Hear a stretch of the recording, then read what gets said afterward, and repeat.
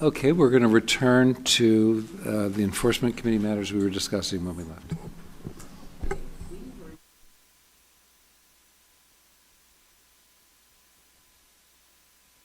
So sorry. We were discussing the volunteer surrender of license. And so we had finished reading, we're discussing, and I'm opening up to the public. Did the board have any more questions? Board members, any more questions? Okay. Public? Oh, I'm sorry. Oh, I was just going to make a motion to move to adopt the committee's recommended changes and action. Okay, I wanted to get the public first, if you didn't mind. Thank you very much. Mr. Fu, would you be open to entertaining separating? We'll need two separate motions. Yes. One to adopt the policy, and then one to approve the statutory language as recommended. Happy to make both motions, but also happy to share as well. So if anybody was going to jump for the microphone, happy to do that. Thank you very much. I wanted to get the public, if they had any comments. Do you want to get a second and then open it up? Oh, I just wanted to get theirs and then do it. Second on both? No, wait, excuse me. Would you please do me a favor? Withdraw that? Yes, I'll thank you. withdraw And that. then I'm going to ask that you make one motion, just one motion for one, and someone else make another motion for two, for the Understood. second one. Does that make sense? Yes. Okay, thank you. So the motion for... Motion's withdrawn. Okay, so go ahead and make the first motion, the motion to... Yes, please. I move Thank for the you. adoption of statutory language as proposed by, nope. Yes, excuse me. Yeah, Oh, sorry. so the policy, Move for the adoption of the policy Policy. changes as recommended by the committee. thank you very much. And the second, oh, I'm sorry, may I have a second? May I offer a second to this? Surely you may. Oh, you did? You're done? Okay. Okay, it has been moved and seconded that the policy for the volunteer surrender of a licensure, call for the question. Any discussion? We've already discussed. Ready for the vote. I just wanted to add a couple Yes. things. I want to follow up on something, a comment that Ms. Burns had made earlier before the break about going inactive, and clearly I think she was referring to a situation where the board had no information about whether or not somebody was potentially impaired, cognitively impaired. Because once the board has information about that, that's when they might investigate the possibility of a voluntary surrender. I also just want to be clear that a licensee who wishes to surrender his or her license, there's that has to come along with board consent. Essentially, it's not unilateral. A licensee can't just say, I surrender and walk away. The board continues to have jurisdiction over that license. It's under the general provisions of the B&P Code, Business and Professions Code. So that's one of the reasons why the board wants this policy, is a way in which the board can consent. And essentially, it's the board consenting to giving up its jurisdiction over the license. Because once it is surrendered, and that surrender is consented to by the board, there is no more jurisdiction over the license. So I just want to give a little bit of that background, if that's helpful. Thank you very much for that clarification. Okay. Yeah. Public comment? Hearing none. And ready for the vote? All in favor of the motion, say, you're going to do the roll call? Thank you. Accrue, Yes. Bernal, Kasuga, Aye. Erickson, Aye. Fu, Aye. Horn, Aye. Phillips. Aye. And the next motion is for the statutory language.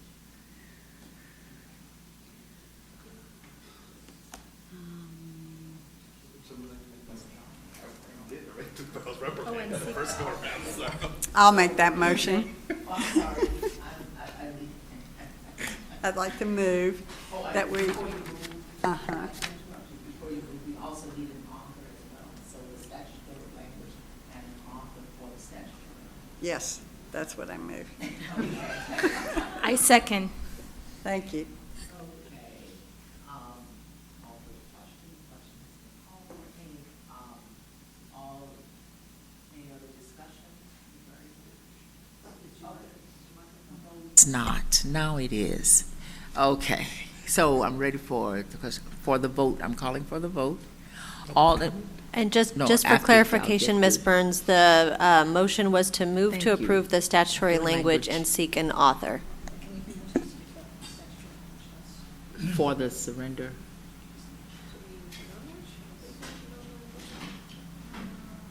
For the surrender law. So just read. Sorry, what? Yeah. Okay. Are we clear on the motion? Okay. Yes. Now, any public comment? Now we will move on to voting. All in favor? All in favor said, I'm sorry, all in favor? Roll call. Thank you. McCoy-Badoo, Aye. Bernal, Kasuga, Aye. Erickson, Aye. Fu, Aye. Horn, Aye. Aye. Phillips. Aye. And that passes. Now we will move on to the next item, which is. The next item is the closure letter.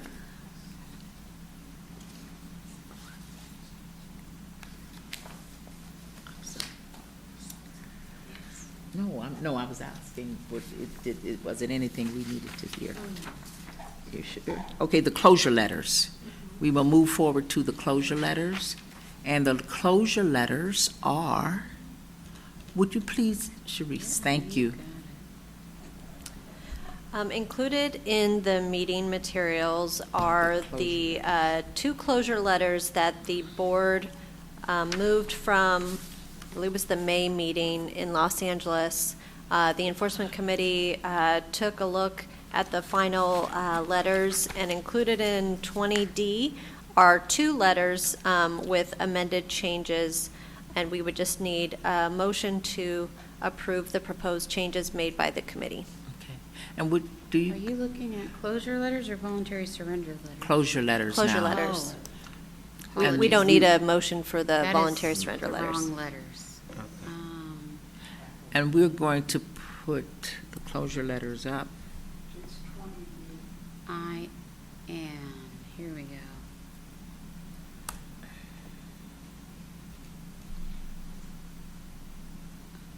Okay. Madam Chair, I have a quick question. Yes. Just a quick refresher, with regard to the first letter on item 20D, with regard to CDCR, do we automatically forward it to CDCR, or do we ask that the complainant file a new request with CDCR? From the letter, it appears that they're being asked to file a new complaint. So I'm just curious if there's also, at least internally, a, proactive sending it to CDCR as well. And if not, that's fine. I'm just, as Dr. Phillips word of the curiosity. I apologize, but I'm going to have to get back to you on that. No worries. Thank you. Any other questions? Okay. I do. Yes. Just to follow up on what Mr. Fu said, when you get back to him about that, will you also, I would wonder, would there be any reason why we wouldn't forward that information on and just say we are forwarding that information? So, find out all about it. No, I think that's important. There may be a reason why we couldn't, but why make it harder if we can, Thank you. Okay. And the next closure letter? Can I clarify? Oh, I'm sorry. Can I Yes. clarify that you want to find out that information and then add it to the letter, or just find out that information? For me, I'd like to know before I say this letter's okay. Got it. Or this letter is fine, but I want to know what we do. If we do forward it on, I think we ought to say that in the letter. Gotcha. Oh, say it in the letter, okay. And that's what I was trying to clarify. I can try and find out the answer. We can put this off until later in the meeting, if that's Okay. helpful. Yeah. Or, I don't know how you feel about that, but that's, because you're the one that raised it, and then it made me think that if it, yeah. Yeah, I asked the question really just because I think we've done such a great job this past year updating the letters and I know Vice President Bernal and her committee also did work on some letters. I know obviously Enforcement Committee has done lots of great work on making the letters more consumer friendly. Yeah. And so part of asking that question is sometimes when you call, a cable company and you're put on hold it's frustrating on the consumer there, and if you're making a complaint on a person, it may seem as a proactive measure on our end to automatically move it forward to or forward it to CDCR.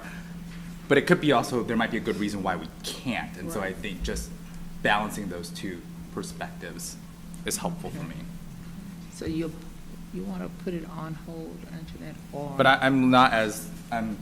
I'm okay moving, I took a different approach to Jackie, where I'm okay moving forward, just depending what I hear, that's all. Or do you want to take it to the committee? And I'm asking.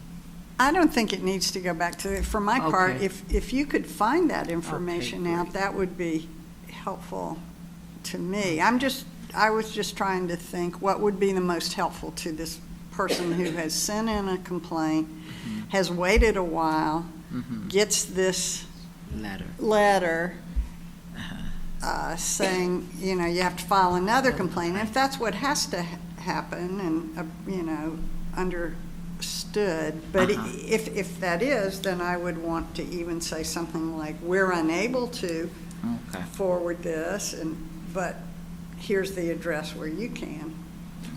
So it sounds like we're not going to take action in this moment, so maybe we could just move on from there. Okay. you know what, in looking at this letter, I can tell you, it looks like it's just we don't have jurisdiction, so you need to reach out to CDCR to Right. make the complaint because they're not someone that's licensed. So is that helpful in looking at the letter? Well, I think probably, I would guess the concern at play here is whether we have legal authorization to transmit the complaint to Right.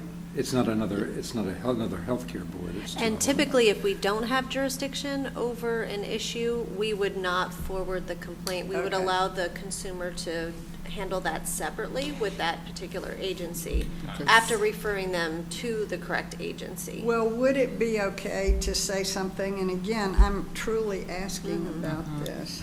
As such, the board does not have jurisdiction in this matter, nor are we able to forward this. But isn't that implicit in saying if you want to pursue this, you need to contact? Should you wish to pursue it, yeah, it is.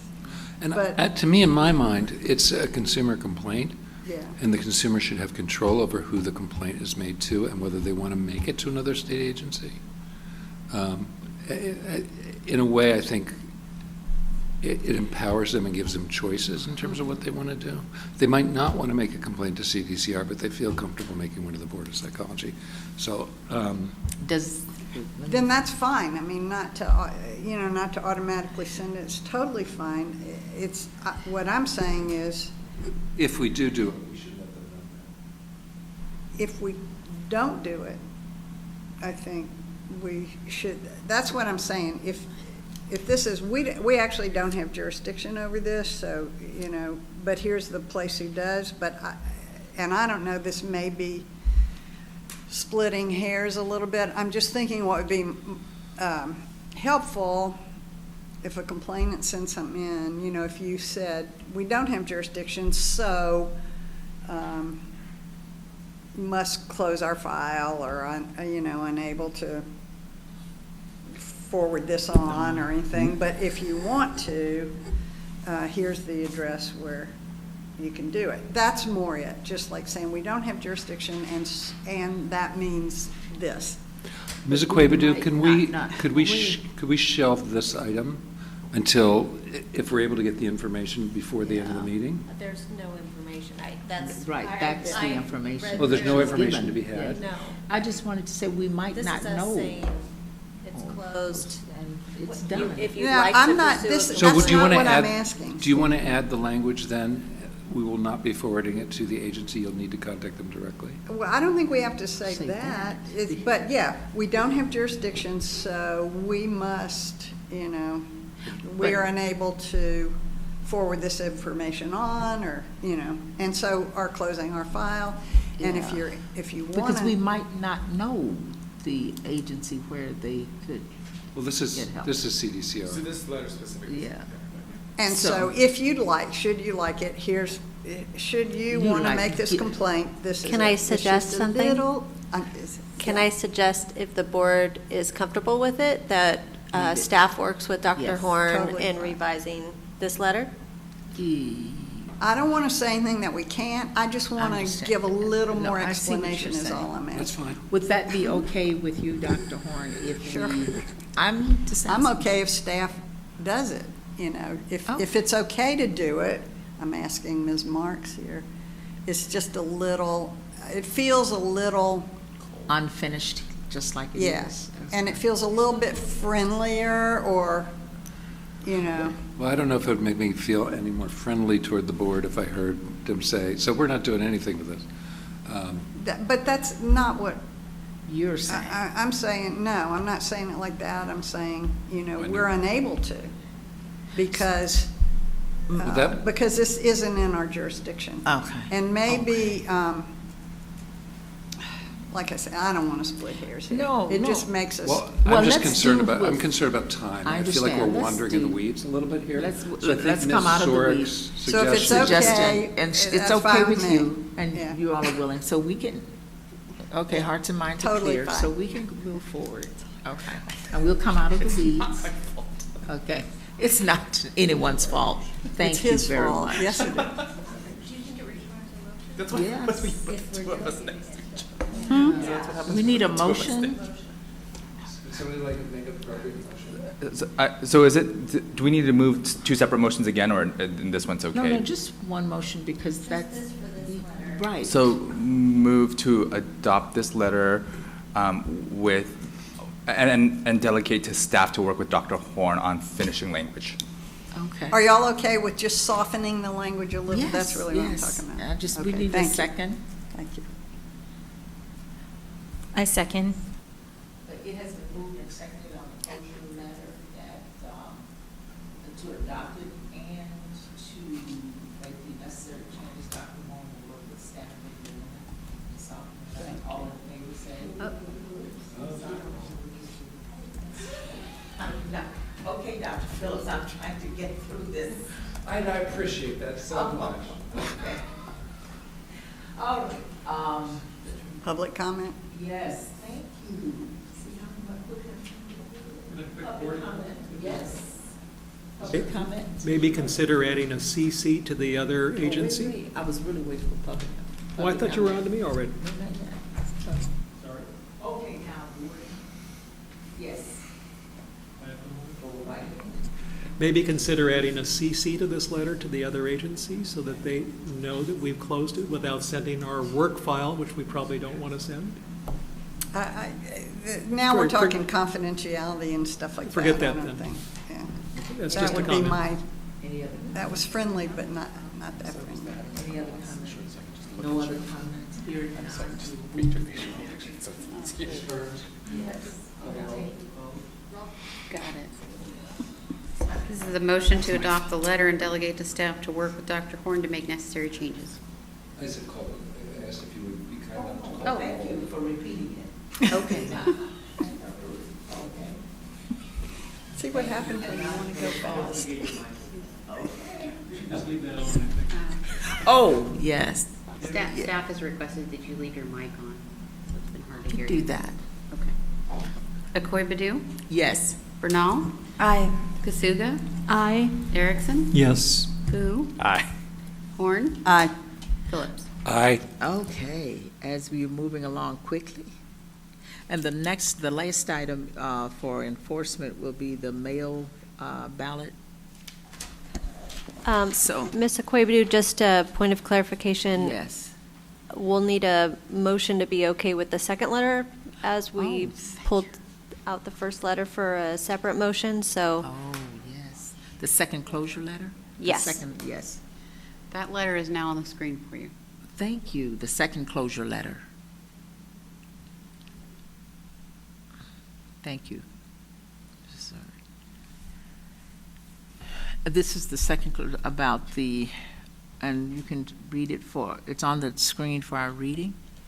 Are there, as you read it, a couple of minutes? And then we will discuss our questions.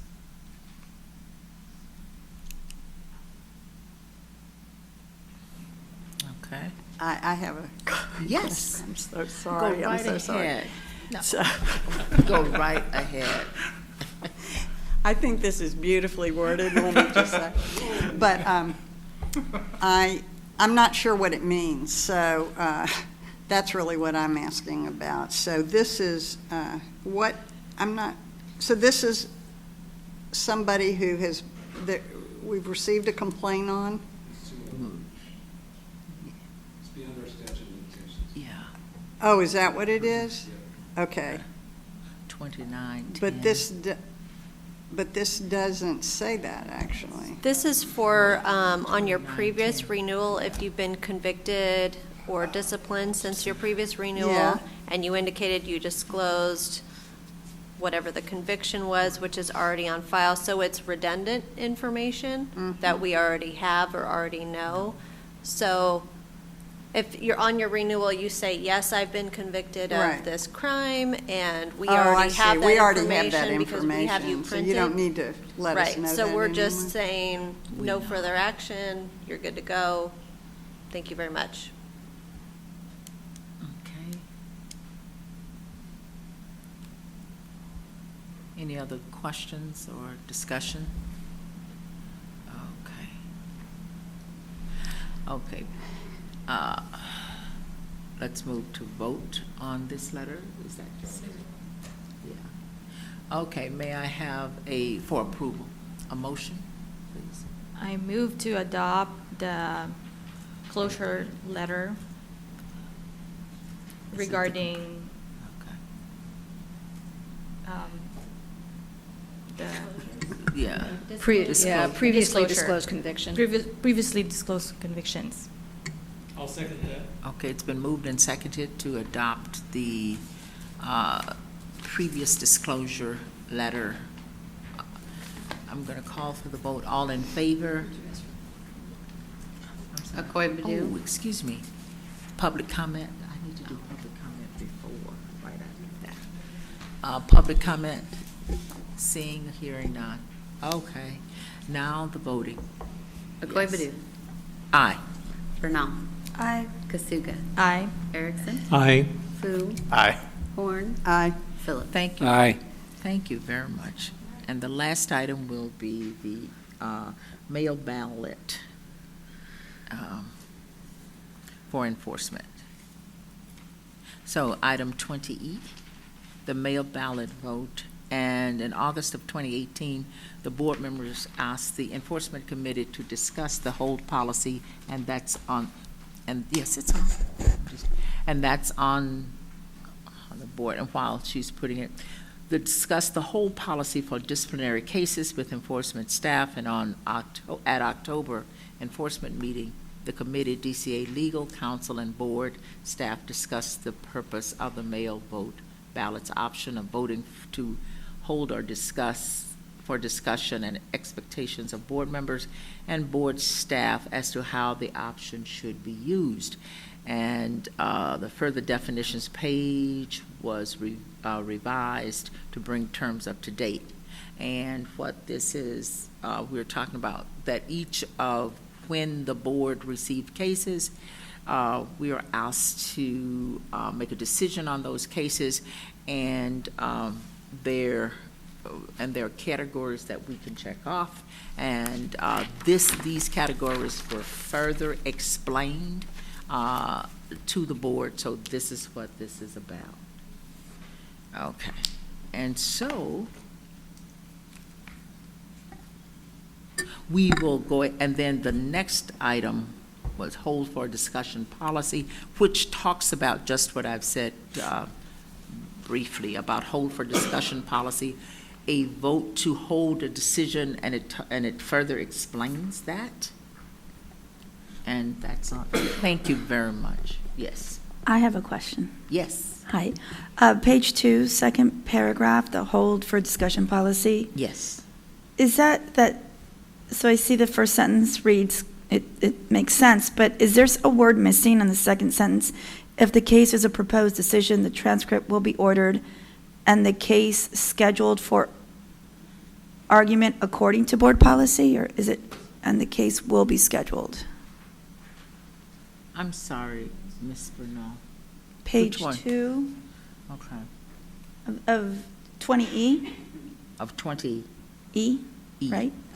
Page 2. 20. And that's just the memo, it's not the policy itself. Yeah. No, I know, but Yeah. is there, are those two words missing there? And the case scheduled Yeah. for argument. Okay.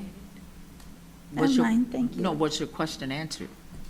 I just, it didn't read right to me, maybe Oh, it's okay. just me not reading it slowly. Okay. Are there any, are there any other questions? Any other discussions? So if I understand this correctly, we're just trying to make it clear to somebody That's all. that if the substance of the decision or the penalty that comes out of the decision is something that they're very concerned about, we want them to be able to put it on hold. And discuss. As we've been doing, and I think people have been very responsible about that and not unnecessarily putting things on hold. We want to avoid the situation where it raises a general issue about what's going on in enforcement or what the administrative law judges are doing or who the experts we're using are. That's a separate discussion and shouldn't be grounds for putting the decision on hold, but the issue itself can be discussed at a later date. Is that, right? So we ran into a situation where we had people that were voting on it and saying they also wanted to hold the decision for further discussion, and their intention really wasn't to hold up the disciplinary case. So we wanted to make clear that a hold means something specific. So, yeah, last time, I think I voted to adopt something, but then also said I wanted to discuss it. And that's, I think we got into a discussion about that. So how should that occur? I was fine for adopting, but it raised a bigger issue that I wanted to discuss. I think what we had discussed is because there had been votes, specific votes to adopt, that would essentially take precedent over a discussion to hold, and so the discussion the hold to discuss was kind of an after-the-fact adoption, right? I think we had discussed that.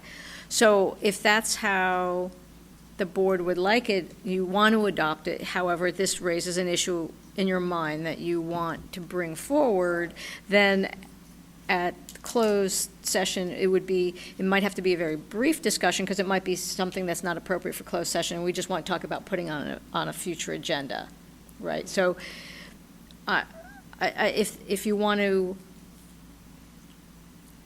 make changes in the ballot to indicate that there's something you want to discuss, you can do that as long as the understanding is if you have voted to adopt, that's the vote that the board staff is going to look at.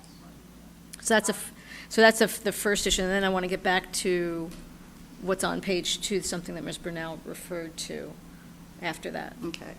So, yeah, my thought was, when I check adopt, I mean adopt, but like I said, it brought up this bigger issue that I wanted to talk about. So maybe we should add another category that isn't hold the case, but Bring like it to discuss. bring it yeah. forward for discussion. Right. Bring one of the issues forward for Yeah. discussion.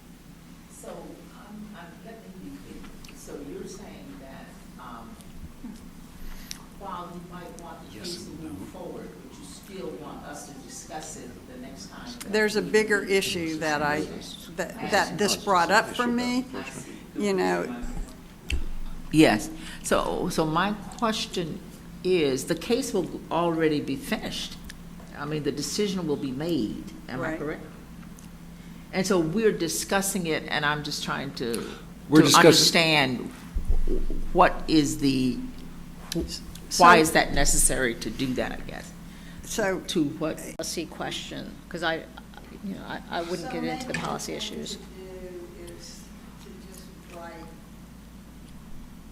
I mean, it's fine for me, and this hadn't happened a lot, but it did happen until last week, just to say, like, adopt, and then I don't want to hold it for discussion, but I would like to have this on another next agenda or something like that. I've got a suggestion, which I think is fairly practical, and I don't really want to clutter up the ballot, because it's going to make the ballot seem ambiguous to me.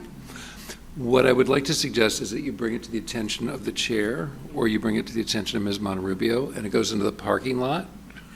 We've created a parking lot for Enforcement Committee, and have those issues brought to Enforcement Committee, and then that can be agendized for the next board meeting after the committee meeting. Does that make sense? Thank you very much. And Dr. Horn, does that work for you? Totally fine. I just Very want to know well. how to get those concerns out there, that's all I'm saying. No, thank you very much. While we are pushed for time, but we don't want to be pushed away from the deliberative process. I appreciate this. Thank you very much. And thank you, Dr. Phillip. Okay. Yes.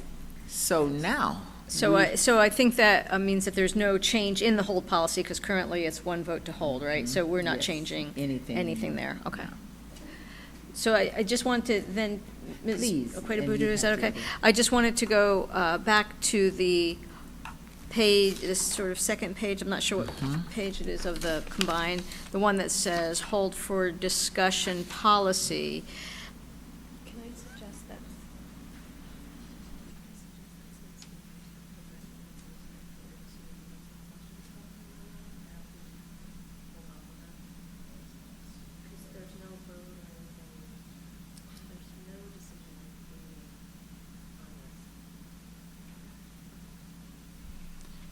So, excuse me, did you want to say that to everyone? Would that be, I'm asking, could you say that aloud? Oh, Ms. Zurich has suggested that Thank you. the issue that I was going to raise on, about that second paragraph, wait until the presence of the enforcement manager, so that we could, she could potentially answer any questions about the meaning behind that. Does that answer your question, Ms. Bernal? It does, thank you for sharing. Very well, thank you. So questions are answered, are we, okay. And now, any other questions, concerns, discussions about the mail ballot and the hold for discussion? Hearing none, seeing none. But any public comment? No public comment.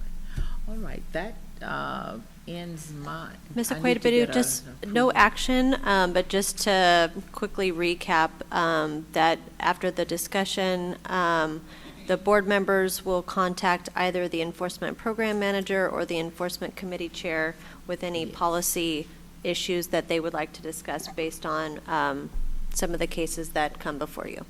Very well, thank you. Okay, We've also been making an effort as the Enforcement Committee to make note of things that are coming up in the discussions in closed sessions that are more policy-related, so that those can be taken back to the Enforcement Committee. So we're also trying to keep our ear open for it. thank you. Now, we would like to, I need a motion to approve the committee's report. Okay. So moved. So moved. I'm sorry, say, Motion, I'm sorry. to approve Okay, the committee's report. We second Dr. Erickson seconded, yes? I thought I moved, but I'll second. Oh, who moved? Oh, you moved. I'm sorry. And who seconded? I second. Okay, it has been moved and seconded to accept the Enforcement Committee report. All in favor say, roll call. Say, what does your say? What shall we say? Yes, thank you. Public comment? Hearing none. Okay, roll call vote? Akoi-Badu, Yes. Bernal, Aye. Kasuga, Aye. Erickson, Aye. Fu, Aye. Horn, Aye. Phillips. Okay. Thank you. I would like to thank everyone who participated. Thank you very much. Thank you, Dr. Phillips. Thank you, Mrs. Barnes. Thank you, Ms. Sork, who attend the enforcement meetings. Thank you very much. We're going to go back to you, because you weren't here when we got to it. Okay. Okay, we're now going to go backwards a little bit and go back to the outreach and education item.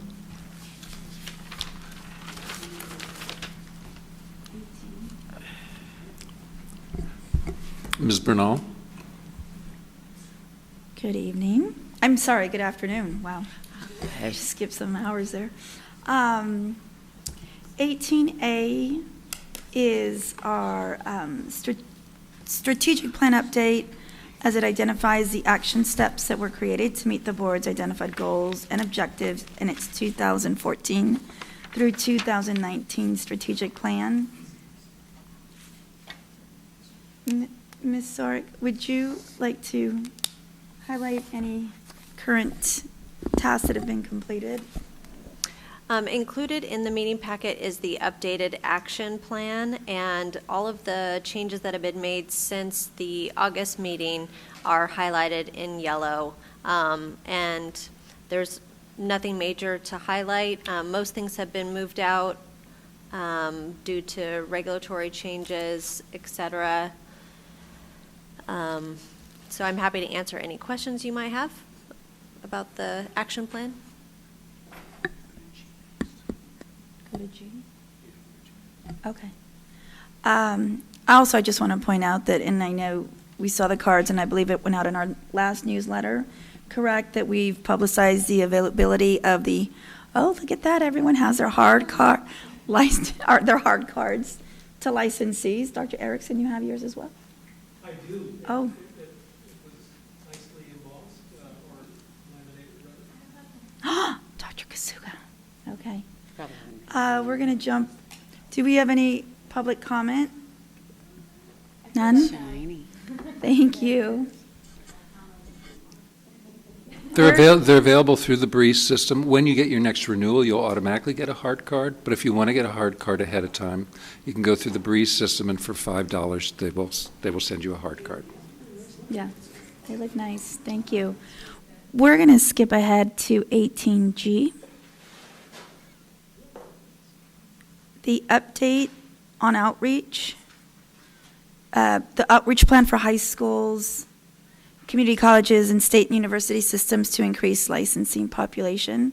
Ms. Burns, could you please provide us? Absolutely. So since our meeting in April, we've had additional comments that we received and edits to the outreach plan. They're highlighted in yellow to kind of address some of the grammatical and additional context for the plan. And I know that there has been discussion of what's the best way for us to achieve these sort of bigger outreach goals and plans. And so these are for your consideration as the draft proposal, along with the timeline and deliverables. But I do believe we'll have further discussion about whether we want to move this forward now or if we want to discuss more at strategic plan. I'm going to suggest that we put items G and H regarding this over to the strategic planning meeting. We would like to devote a portion of the meeting to this long-term plan. So would somebody be willing to make a motion to put this on the, to move this forward to the strategic planning meeting? I'll move that. Second. Does that work for you? Oh, yeah, no, of course, yeah. Oh, do we need public comment, though? And also just for those on audio, the H section is two-year outreach and education campaign update. No public comment? Yeah, no, I'm okay with that. So you moved it, we had a motion to move that into the both items into? Yes. We have a second? Just a vote? Ms. Burns? We're voting on the motion. Yep. I was trying to get the second. Was it? Yeah, okay. Good. Accrue? Yes. Bernal? Yes. Kasuga? Aye. Erickson? Aye. Fu? Aye. Horn? Aye. Phillips? Aye. Motion passes to send it to strat plan. Agenda item 18B, it's the communications plan update. I believe there were also, we, G and H already. Just GH and I. oh, okay. Oh, sorry. Okay. I am asking everyone to move to I. And this is the Therapy Never Includes Sexual Behavior brochure update. It's agenda item 18, and on this, I believe we need to approve the language. We need a motion to approve the language as recommended and work with the 3 other boards. And DCA will update to publication, correct? So the boards would be BBS, the Osteopathic Medical Board, and the Medical Board of California.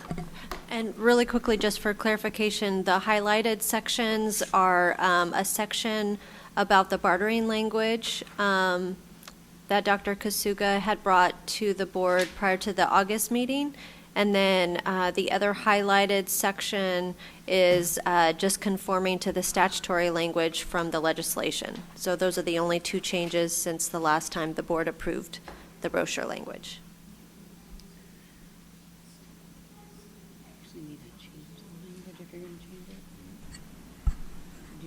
Just briefly, when you're looking at that second highlighted section, which is lines 387, 388, I think we suggested a change to say, in addition to filing a complaint with the appropriate regulatory board, you may also have civil remedies and criminal recourse available to you in regard to this incident. And I think we looked at the change to that language because you don't really talk about criminal remedies because an individual doesn't move forward to seek a criminal remedy.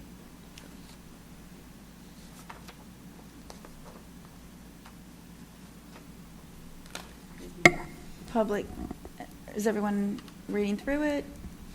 Any comments? None, no comments? Dr. I just Kasuga? appreciate adding the comments that I had. Oh, thank you. Question? Dr. Erickson? Oh, I one moment. wanted to please. ask Ms. Marks on line 387, 388. 387, 388. The highlighted 387 and 388, I may have misunderstood. I thought you were suggesting wording slightly different than shows here. Correct. And how will that be incorporated? So at the end of line 387, where it says civil, insert remedies, so you may also have civil remedies, and line 88, criminal, instead of legal remedies, criminal recourse. That makes good Available sense. to Thank you. you. I wanted to be sure I understood. I'm sorry, was not very clear that first time. Any other comments from the board? Dr. Horn? No? Public comment?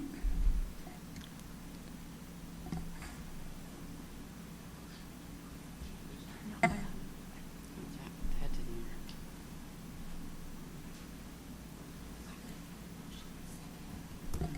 okay.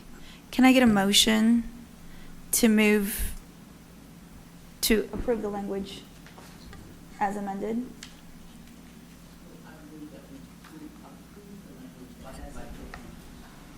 I move that we approve the language as amended in the brochure, professional therapy never includes sex.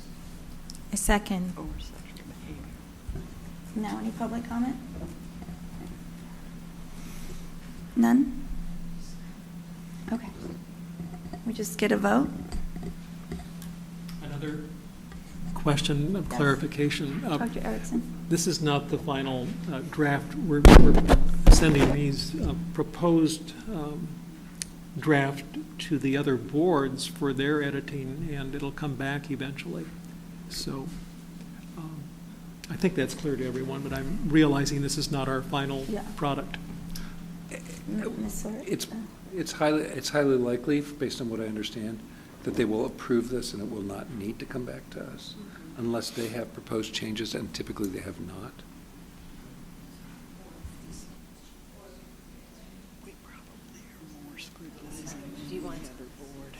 Okay. So just for clarification, the order, I think I have it in the memo. Apologies while I go up to that part. In the memo, it says the order is Board of Behavioral Sciences to review this at their November meeting. That's actually going to be in March instead, at their March meeting. So it will go to Osteopathic Medical Board for their review and approval, and then Medical Board of California, and then Board of Behavioral Sciences in March. Then it'll go to Department of Consumer Affairs for final review and approval, and they will, and if there's any changes made, they'll probably just be technical grammatical changes. That's typically what they do in their publications unit, so. So it sounds like November of next year is when we'll see the new brochure. Okay. Thank you. You moved it? It's moved to second. Ms. Burns, I guess at this point we'll take a vote. I know. Did you have a question? I do. What's the motion? So we're moving language, it has a comment in it still. So were we going to change the language on bartering, or just mention this to the other boards for their consideration, and whether or not they move on anything, then it would proceed with the language in it? My understanding is we were going to strike the bartering language. Is that part of the motion? Oh, that wasn't discussed. That's where I was Wasn't. concerned, was that I That's a don't good remember it being concern. discussed in Changed the public language, yet, wasn't so it? thought, well, It's just highlighted. yeah, because currently it's just highlighted with the concern. So it needs to be lined through. Are these Ms. Marks? So No, maybe it's- we can discuss that. So, so I brought that to the attention of the board because I don't know what you guys think about adopting something that's stronger than the APA ethical guidelines. So as far as the ethical guidelines are concerned, bartering may be acceptable, but then in terms of what the pamphlet is suggesting, that you know you can still be wary or kind of like be cautious. So we can keep it because we would just want to inform the public that if there's any bartering, and it could be of sexual in nature, that's definitely not what the API guidelines is alluding to.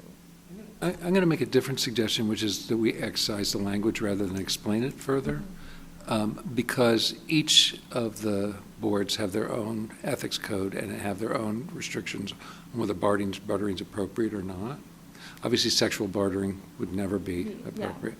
So that's what I was thinking in terms of like sexual bartering is never like seemed like a good idea. It's not like one of the things that the So it's ethical guidelines. add the word sexual before bartering? No, I think it's, I think that this pamphlet is used to interpret bartering and bartering standards in California, because I think that keeping it might be problematic in that way, so striking it might be simpler, so it's not like, deemed different from the APA guidelines.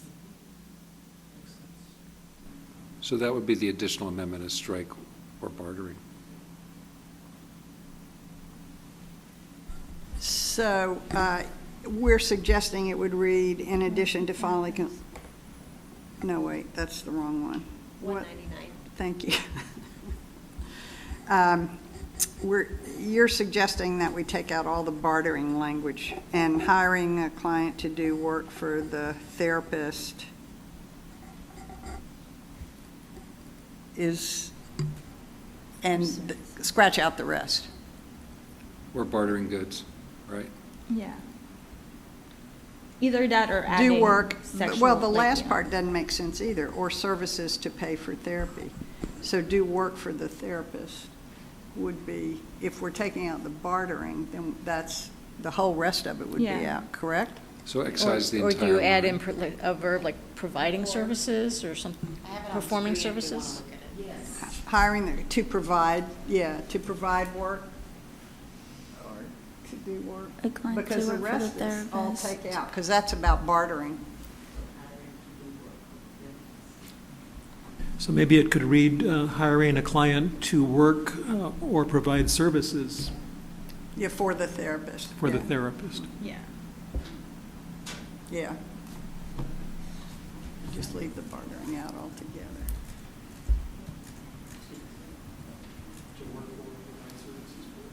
Where was it, to work or provide services? Yeah. Because there is bartering that happens prior to sexual bartering that really, I mean, it may not be sexual bartering at all, so, but that's something that ought to be Yeah. that- known. Yeah. I mean, yeah, That to be cautious of. right, Yeah, I suspect the original intention was to say, if these things are going on, yeah. you might be one cautious whether there's going to be a sexual Yes. boundary crossing. Exactly. Right. To work or provide services for the therapist, X the rest out. To work. Yeah. That says bartering right there. Yeah, without like using the word Yes. to confuse and or Because then we're into the misuse. guidelines. Yes. Yeah. Or the ethics code. Okay, so I then think we there have was- to, there's- then the motion is to accept as amended? Point of clarification, please. Yes. Could Miss- it, Okay, but you had a question? it's just, could you read it without the, read it the way it's going to look? Or You got sound, or be? Okay, thank you. It'll read hiring a client to work or provide services for the therapist.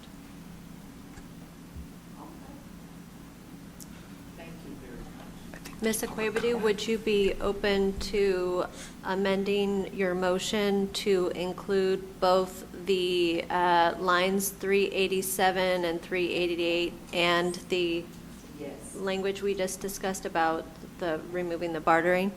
Yes, yeah, I know I want to go back to page 87. We also, looks like we have public comment, Dr. Schaefer? Yes, I will read. And then we'll go back. To the amendments? Okay. Yeah. I'm just going back and And look then, at it. Dr. Kasuga, are you open to accepting that amendment as well, since you were the person that seconded the initial motion?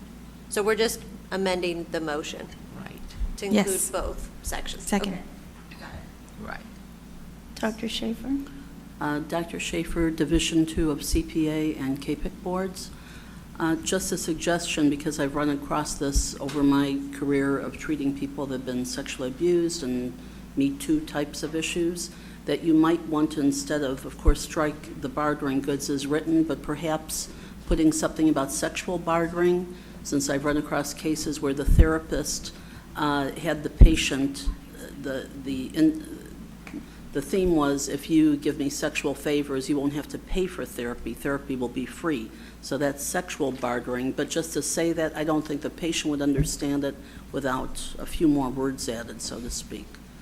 Like it's a quid pro quo issue that has happened in these kinds of cases. You don't have to pay for your analysis or your therapy if you know. That's all. But it's not always. Thank you. They lead up, Doc- sometimes they Dr. lead Horn? up to the sexual part in the bartering. Dr. Isn't that Kasuga? the process? Did you have questions? But this would all be bartering, I think. Okay. But I think that that's a good point to think about. I'm asking a question, is, if we just put in the word sexual in terms of bargaining, doesn't it lead up to or can lead up to sexual favors? It might not start out as sexual. I'm asking the question. Could it start out as another kind of quick, this for that, and lead up to sexual? So how do we capture all, I thank you for saying, how do we capture all of that? I'm just. Dr. Shaver? Oh, there. If I could add to that, perhaps saying something a little different and not using the word bartering, but including a sentence that might say what else is not okay, which is having your therapist ask you to pay for therapy through providing sexual activities or sexual behavior. So, something like that, and get away from bartering, because bartering becomes a term then that you need to define and can become confusing in a myriad of ways, and for the sake of the consumer, you want to make it as clear as to the intent, I would think, as possible. Just to provide some staff input, these are our warning signs that could lead up to something that may be sexual in nature. As we were having staff discussion, we were talking about this could be something as simple as you can stay at my Airbnb while I provide you free therapy. So that may not be sexual, but it may lead to something sexual. So I would suggest from a staff perspective that you keep it more general and less specific. Instead of hiring, I agree with you. Maybe here's how we could do it. Asking, or, either hiring a client to do this or asking a client to do work for the therapist or provide services in exchange for, yeah. We could say in exchange for therapy, but we could just say, yeah.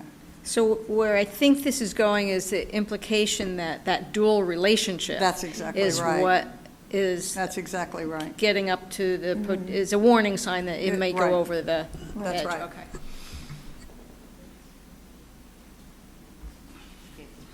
Do we have, so does this read, Ms. Aguirre, does this answer or suffice what you were looking for?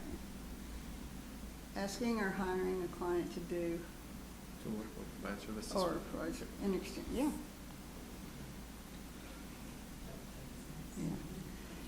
It may or may not be in exchange for therapy. Sometimes it's just, that starts the dual relationship just to. Should it be say, asking for?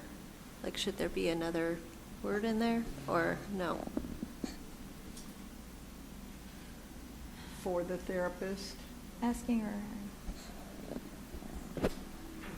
Question I have, the last phrase, in exchange for therapy, do we need that? No, I don't think so. I don't think so either, just provide service and with therapist.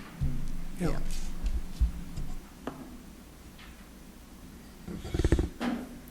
On this specific. I'm sorry, I missed all of To that. work or provide services for the therapist, period. I think that sounds great.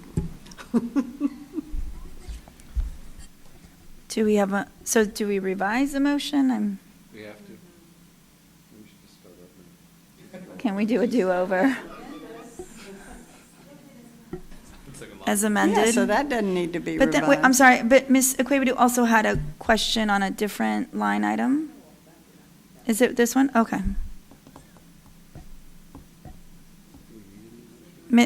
Dr. Schaefer? We just need to amend the motion. With Dr. We have public comment. Just want to make a quick comment that although the board decided to strike because of the conflict with APA bartering goods, it sounds like what you've just done is define that term. So it seems like it's still there, and the only concern I have is that it's in conflict with the APA ethics, and I think that is not a small issue. I think that is a substantive issue. So I know that you have it under warning signs, so it's not saying it's a fait accompli of determining that the therapist has done something out of sync with what is appropriate and ethical. I've never done bartering, but I know that this can happen in areas where there's no other means and with great judiciousness in making the determination, but I'm still concerned about it. Thank you. Ms. Sorick, do you, or Ms. Marks, any feedback? Just for clarification, Ms. Akwebudu, are you open to the amendment to the earlier section? The 199 and 200 that was just made? And Dr. Kasuga, are you okay with that amendment? Okay. Yes. So then,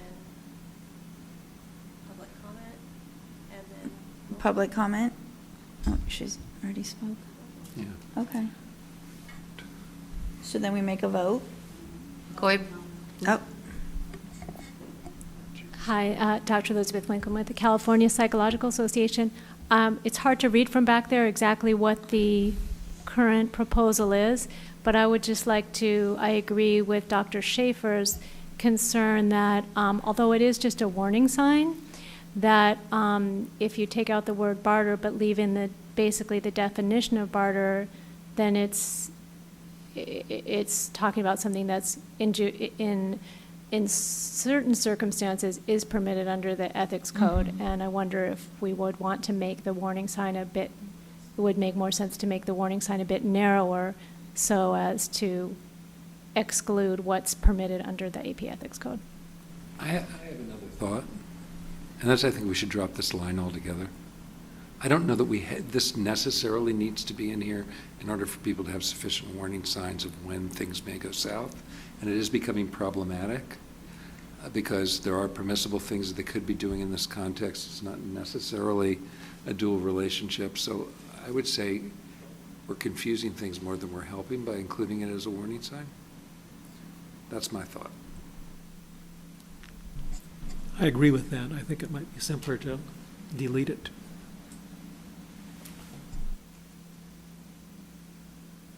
any other comments from the board? I think that's fine to drop it. I think, I don't see this as being in conflict with APA Ethics Code. I'm just going to say that ethics, in my reading of the Ethics Code, nothing except sex within 2 years is absolutely unethical. I mean, everything else is how to, how do you think about this? How do you consider it? When's it appropriate to use and all like that? It's about ethical reasoning. I'm overstating it a little bit. So I don't see it as in conflict, but I see the difficulty it's causing. So, but there is something about the dual relationships or multiple relationships that I do think is important, and I think using the term multiple relationship is not good. But just, the blurring of the boundaries, I mean, maybe it's clear enough elsewhere,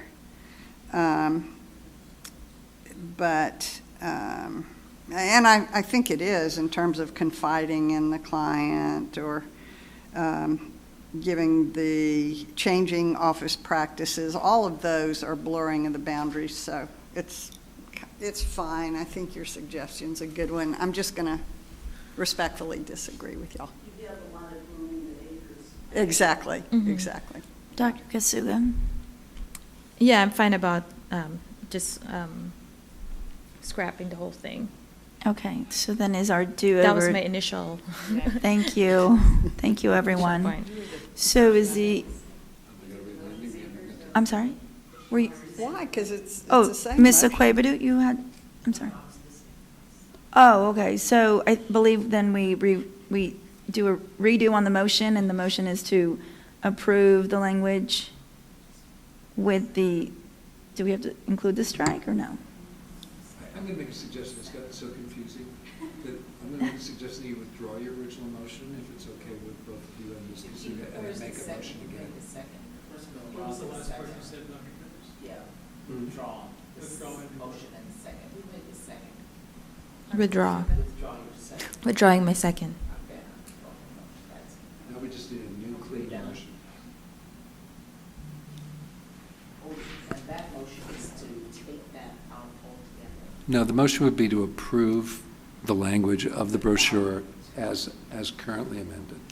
Which is to remove lines 199, 200, and the amend lines 387, 388 as previously And discussed. does that cover your change? That's lines Yes. 387, Okay. 388. Yes. Okay.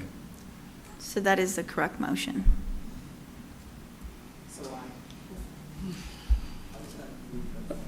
Did you just make that motion, Dr. Phillips? I just suggested what the language should be as president of the board. I normally don't make motions. Did you accept his language? I would accept that language as a motion that I would like to make at this point. Thank you, Dr. Erickson. Do we have a second? I second. Discussion. Can we, discussion? No? Hearing none, can we do a Could vote? do. Bernal. Aye. Bernal. Aye. Kasuga. Aye. Erickson. Aye. Fu. Aye. Horn. Aye. Phillips. Aye. Passes.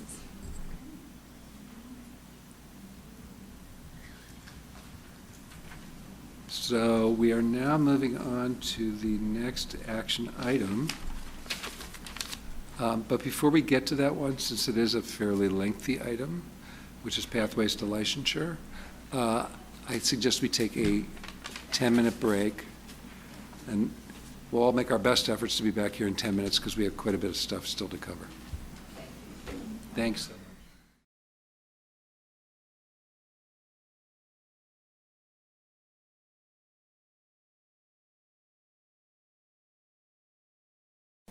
Okay, let me do that one over again. We're reconvening to go to the licensing committee report and consideration of committee recommendations. I will turn the dais over to Dr. Horn. Thank you, Dr. Phillips. Okay, this is agenda item number 23. And we're going to start with 23A, which is pathways to licensure. And we're going to look at the statutes first. So ultimately, I'm going to be asking for a motion to approve the statutory language as written or amended, and to seek an author for any legislative changes that need to be made, because this is a statute change. So moved. Wait. I haven't gotten there yet. I took direction well. I'm just letting people know where we're headed. I like your style.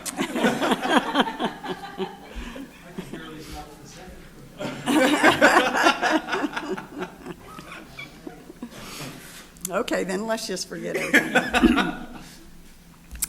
So as y'all know, the licensing committee has been meeting for a while about these pathways to licensure for several years now. I'm not actually sure how much in the, how many years, but. Decades.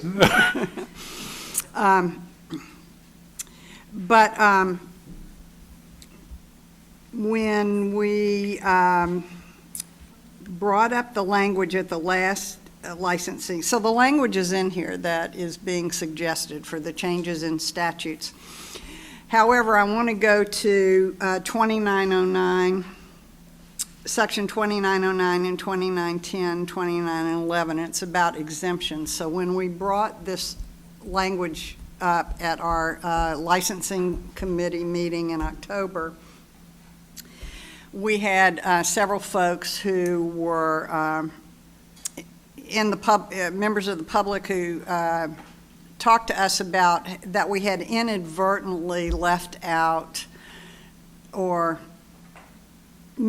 I don't know exactly how to say this. We may have misworded something and had something that we hadn't intended in terms of the language there, and that was that people who are hired in exempt settings and have the title of psychologist in their job title and in terms of what they do in those exempt settings. We didn't allow for those people to identify themselves in that way when they went out in public, basically, and might have called themselves, I'm a research psychologist, or, and I work at blah, blah, blah, something like that. So we got language from the UC system, from CDCR, and I think we had some suggestions from CPA as well, California Psych Association. And Ms. Marks has put those all together, and what we'd like to do, and she sent it to Ms. Burns, and we'd like you to. Okay.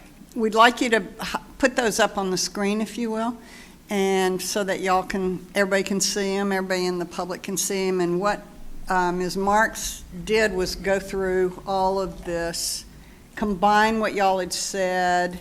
People had pretty much identified the same things, so she basically took the language and combined it into one instead of three different statute or section numbers. Dr. Horn, what page are you on? So Is it this 8? isn't in our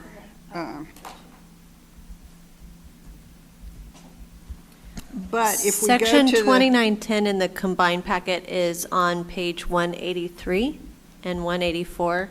And then what's pulled up here is Ms. Marks' recommendation for that section. Okay, so we've highlighted it in yellow on page 183. But this was the area, this was the section of concern by the groups that I mentioned. They brought it to our attention in the licensing committee meeting. So this is what we've attempted to change it to, and I'm really asking the board to take a look at these potential changes. And I can tell you, because you didn't, basically what we've said here, if you read through it, is essentially what I said. Anybody who works for these organizations who has a title that includes psychologists can use that title in describing what they do, as long as they're not offering to, as long as they're not offering services as a psychologist outside of that setting, they can use the title for which they were hired and which they were called. That's one part. And then another part of that is if they're in training in an exempt setting, they can, again, use the title for which they've been hired and describe themselves in that way, but they can't offer services outside of that setting in which they're hired. So they may be doing those services, doing services that are psychological in nature inside the organization, but once they go out, they can't offer those services outside of the organization, but can still describe themselves and use the title that they have when they're inside the organization. That's what we attempted to do, both parts of that. So, Yeah, Dr. Horn, as I understand it, the highlighted language on page 183 came from the UCs, is that right? And then I think there's a handout of the language suggested by CDCR that might be around. So I looked at that, and I also talked with Dr. Winkleman a little bit before the meeting to try to synthesize all of that. So Part A is referring to credentialed school psychologists and other employees who, as I understand it from some of the language, are providing activities of a psychological nature which is separate from Part B, which are those people who work at CDCR or other organizations who are actually engaged in the practice of psychology as as part of their training to become licensed. Right. So that's why I separated it out. So it is a little bit repetitive in that for both those groups, they are still restricted to performing those activities in their organization in which they're employed, and cannot render or offer to render services to anyone outside of those organizations. So that's how I was attempting to synthesize all that as I understood what the comments to be from CDCR, from UC, and from CPA. Thanks, Ms. Marks. I think that's clear. So I have a question. So, for example, a school psychologist can perform and be called a psychologist within the school setting, but they cannot do like a private practice as school psychologist and be like diagnosing or like Not performing. unless they're licensed. Yeah, so if they don't have a BOP psychology Right, license, they right. cannot perform those tasks outside and promote themselves as a, school psychologist. So in a school setting, I have a quick question, though. In a school, Well- sorry. Let me just answer that first. Okay. And so, the BBS does license school psychologists, so they could probably use that term if they're functioning under that, but if they can't, they can't hold themselves out to be a psychologist, except in the setting, blah, blah, blah, blah, blah. Yeah. So then, for other license categories or licensed by other regulatory boards, we could then add language that says, this shall not prevent the practice, providing psychological services is permitted under any other license or Yeah, type or that would something be along good. those lines as well. I think the problem with this one is I'm aware of some licensed school psychologists that do private practice, but then they diagnose, which kind of like becomes dicey because I think then they're like blurring the lines between the psychology license and what the BBS licensed school psychologist permits them to do because it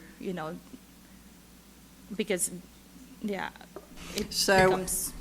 I'm not sure, but I Right. believe that the BBS allows their licensees to diagnose. I think if that might be something to, Because I've been communicating with, just for clarification with this particular situation, because as far as I know from the BBS, a licensed school psychologist can diagnose within the school setting. So Right. outside of the school setting, then that's kind of like what makes it black and white. Outside of the school setting, then it's our license where we have the authority to. And just for clarification, this is a school psychologist, which it says are credentialed by the Commission on Teacher Credentialing. That's licensed educational psychologist, I believe, that is overseen by Board of By Behavioral BBS. Sciences. So I just want to make that distinction. In this language, we're talking about a different. School I think, psychologist. School psychologist, yes. Okay, gotcha. Add to the confusion, there are licensed psychologists who call themselves school psychologists because they work within a school setting, but they even are though that's licensed another psychologists, licensing yeah. category. right, so it's confusing, but, yeah. But for the purposes of this, they are allowed to call themselves psychologists within this Within the parameters. school setting, yeah. Within the school Right, school right. setting and this parameters that. And I have think been what laid Ms. out. Marks was pointing out was we might add in something like if you're licensed or registered with another entity, that would also be included to cover what you were saying, I believe, or. Right, that we could, I'm not sure it'd be necessary because I think whatever your scope of practice is under your license would cover that. Right. But if we wanted to be clear, or we wanted to not sort of sound any alarm bells, add services of a psychological nature permitted under any other scope of practice was. I'd prefer we not use I think you use already the have- word psychological, but, But they are. You already have 2908, no. which allows exemption of other professions, so, yeah.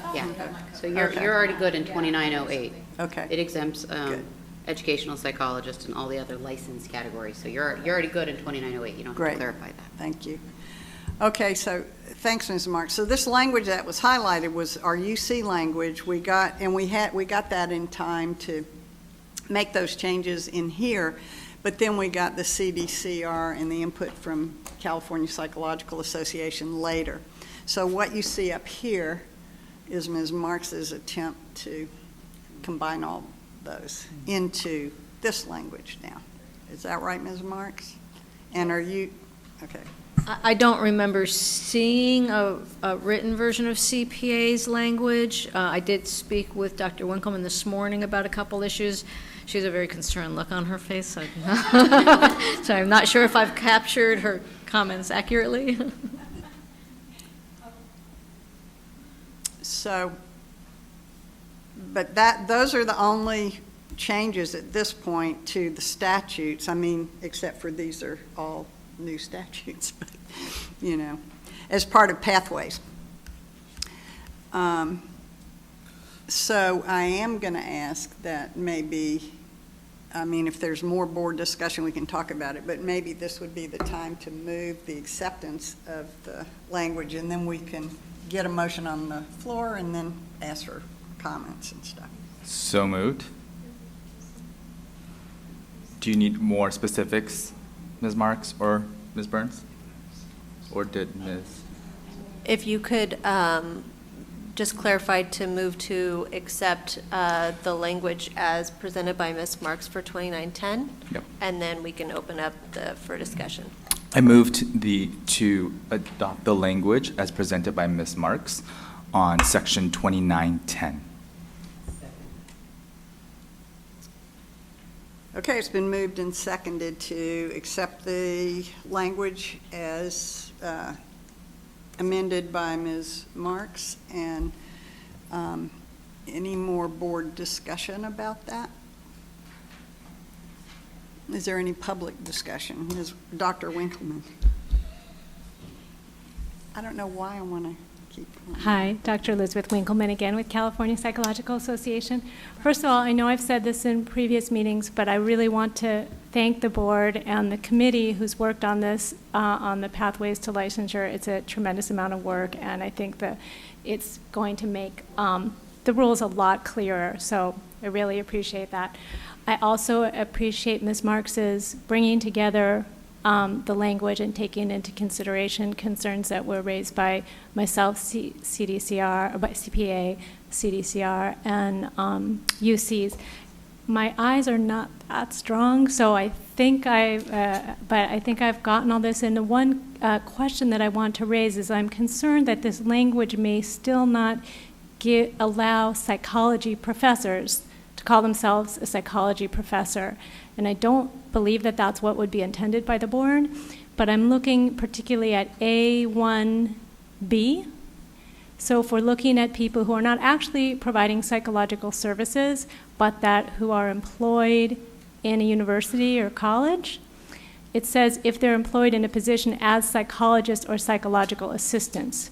So if a person is a psychology professor, their position would not be a psychologist or a psychological assistant, but under the previous versions of this law, and in general, people do call themselves psychology professors who are not licensed. So I think that I would urge the board to reconsider that language to make it clear that if a person is not providing psychological services, but they're hired by a university or college as a psychology professor or a research psychologist or a similar title that includes the word psychology or a derivation of the word psychology, that would be permitted. So look at A1 and see if that doesn't do it. Well, that's good, A1 is good, but then it says if they are, let's see, activities, Or the use of the official title of the position for which they were hired. but I think they still would also have to comply with that B of employed in a position of psychologist or psychological assistant, no? No. This chapter shall not be construed to restrict or prohibit the following. And so it's each of those following. But it's on part of the person's colon who are, hold the valid and current teaching credential, that's fine, or who are employed in positions as psychologists or psychological assistants. That would, So what you're suggesting, Dr. Winkleman, is that A1, capital B, maybe be a little bit broader. exactly. So employed in positions as psychologists, psych assistants, or Psychology professors, research professors, psychologists, researchers, instructors, psychology researchers. instructors. So I don't know. I actually like the thing that you said, which was the title includes psychology or derivation of psychology. Microphone. I don't know if that means legal stuff, but. Do you have your mic on? Do you have your microphone on? Oh, I'm sorry.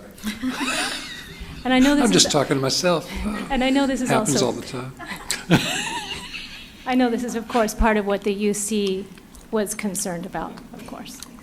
I was saying that I like the language that you had suggested previously, which was a title that includes the word psychology or a derivation of the word psychology. I think that covers the waterfront rather than trying to start to Try list. to list every titles. job, yeah. But I like that, yeah. So is anybody doing any language there? Or whose title? Okay, good. Employed in positions as psychologist or psychological assistant or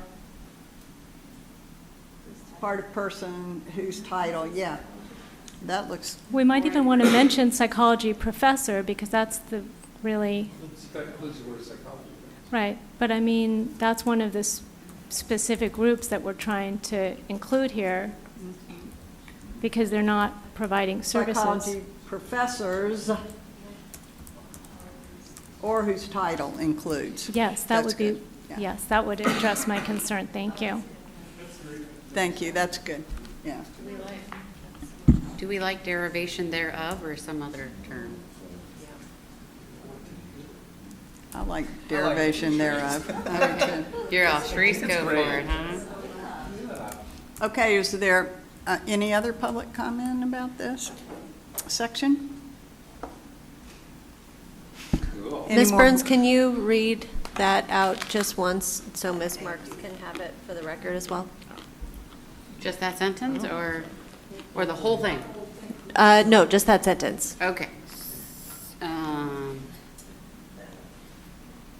So just part B is employed in positions as psychologists or psychological assistants, psychology professors, or persons whose title includes psychology or a derivation thereof by accredited or approved colleges, junior colleges, or universities, or by federal, state, county, or municipal government organizations that are not primarily involved in the provision of direct health or mental health services, who conduct research and disseminate their research findings and scientific information. Are we missing an or in between A and B somewhere, Mike? Yeah, I think it should be It's more- it's a pretty long phrase there. But is it clear? It's I don't no. personally, and I respect Dr. Winkleman, but I don't really think we need to include psychology professor as a separate category there, given that it falls within the definition of your job title includes psychology or a derivation of psychology. Yeah.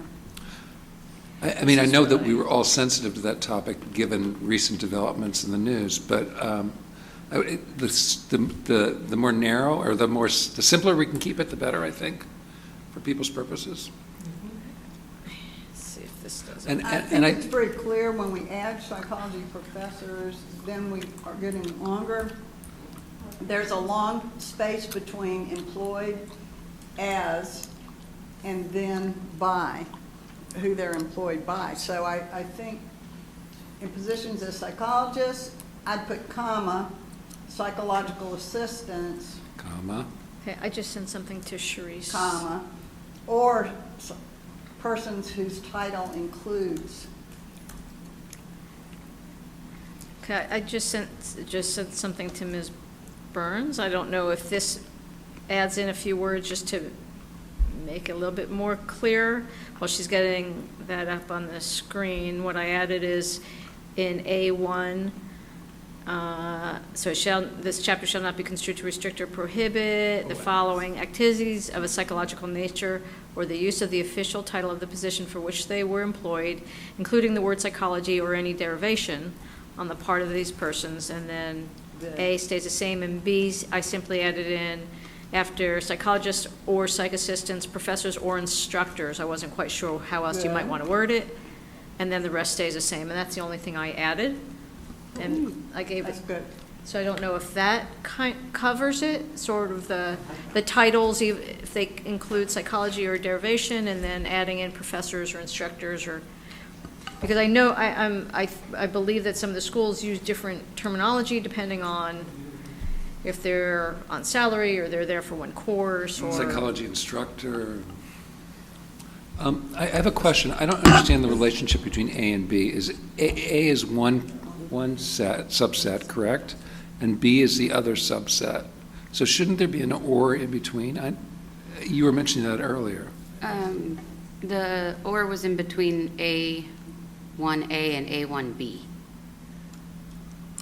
Right. But That's not what I'm in- talking about. Oh, yes. I'm sorry, I wasn't very specific in my use of language, but A1A and Okay. A1B. I thought you meant A. Because Or are employed, right? I thought the or would be right after credentialing there where the cursor is. I think it would come after it. Yeah, yeah, Or, and then are employed. yes, oh, yeah. Oh, yeah. Yeah, that's good.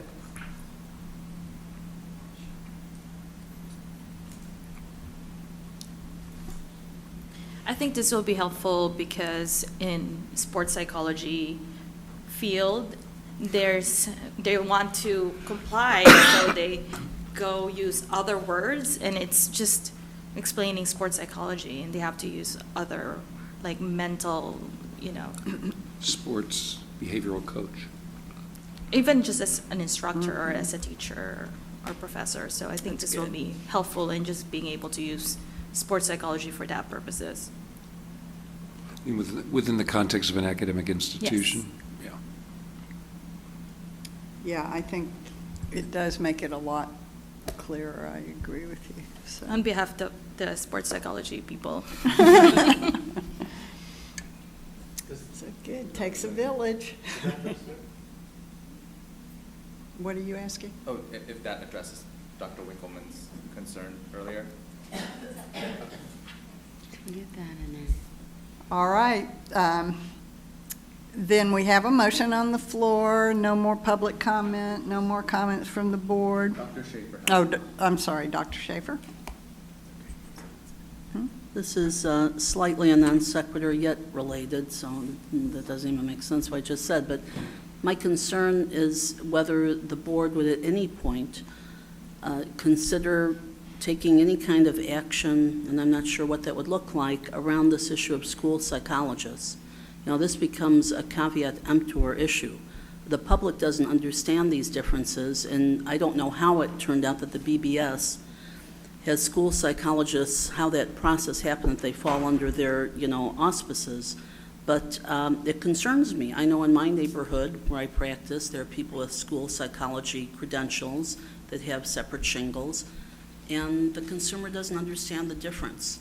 Given to Caesar what is Caesar's, and I don't know how our field is being parsed out in other ways are not under our jurisdiction. But maybe that's something the board would consider futuristically on an agenda item to pursue and assess how frequently this is going on and what actions could be taken to remediate it. I have two responses. One, the reason school psychologists come into the BBS, as I understand it, is they're master's level clinicians. They do not necessarily Right. have to have a That's true. doctorate to get So a credentialed licensed as a school psychologist. So it is a licensing category under the BBS at a master's level credential. The confusion becomes on different people are using school psychologists in different ways, some of which don't relate to the licensing category. I would say as to the second point, and I'm not familiar with the licensing laws for school psychologists that go through this process, but I would think you'd be able to make a complaint if they're doing something that's beyond the scope of their license to the relevant board. So it's a credential. Oh, a or- credential, right? Right, Well, or a well, it would license be- through it- BBS. So Yeah. actually, some years ago, the Board of Psychology, and this was a couple of executive officers ago, brought up the possibility we'll take from BBS all the titles that have psychologists in them and wouldn't only be a doctoral level board, but would include anybody who had the title psychologist, and that basically didn't go anywhere. So it has been brought up before, I know that.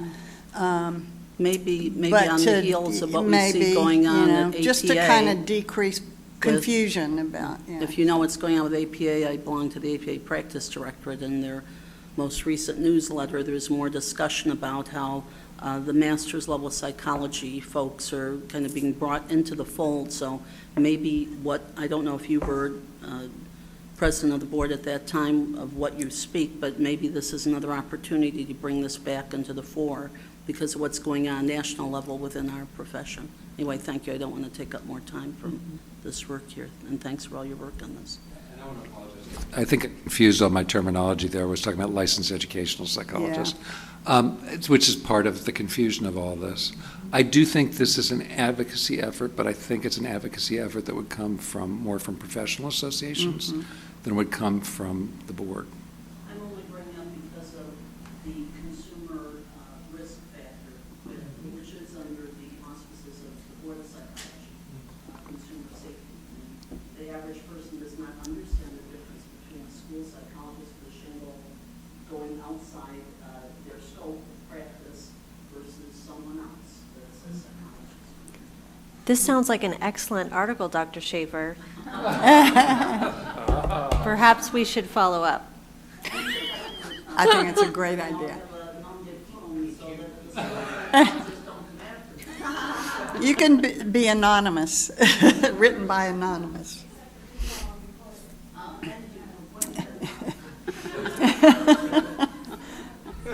Excellent. Okay, so are we done with the comments about this statute, motion about the statute with the language as amended by? Dr. Winkleman. Dr. Elizabeth Winkleman again. I just wanted to clarify, this is just for 2910 because I do have comments on other sections. Yes. Okay, thanks. This is just for 2910, then we'll get to the larger statute issue in a minute. Okay, any more on 2910, the new 2910? So just for clarification, there is a motion on the floor from Mr. Fu and a second by Ms. Akwebudu. Would Mr. Fu be open to amending the motion to include the amended language? Absolutely. Okay. Thank you. Ms. Akwebudu, would you second that? Okay. Thank you. All right, can we take a vote then? Akwebudu? Yes. Bernal? Aye. Kasuga? Aye. Erickson? Aye. Fu? Aye. Horn? Aye. Phillips? Aye. Motion passes. Okay, those are the only changes that we made beyond the licensing committee on statutory, the statutory part of pathways to licensure. So now I'm going to ask that somebody make a motion to, what did I say? Adopt the statutory language as amended and seek an author for legislative changes. I move into motion to accept the language as amended, is that what you Yes. said? And to seek an author. I second. So it's been moved and seconded to accept the statutory language as written and seek an author for any for the legislative changes. Is there any more board discussion on this part?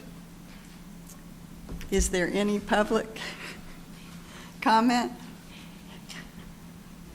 Hi, Elizabeth Winkleman.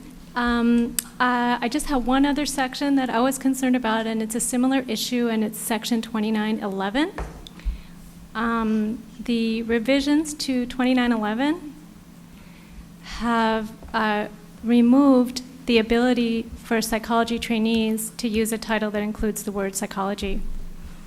If you look at the current version of it now, it allows the practice and activities of trainees, but it removed the language that said that persons can be designated by titles such as psychology intern, psychology trainee, or postdoctoral psychology trainee, or some other title indicating their training status. So I would, if that was... Actually, didn't we put that in 2910 now? I thought we put that, that's part of now 2910. I don't believe that is covered by 2910 because the exemption for 2911 would be students, interns, not in these exempt settings, they're not in a government agency, they're not in a school, they're not professors in a school, they are actually providing services. So I think in 2911 it would be easily remedied by reinserting language in the new language that would allow the designations of titles such as psychology intern, psychology trainee, postdoctoral psychology trainee. Hold on.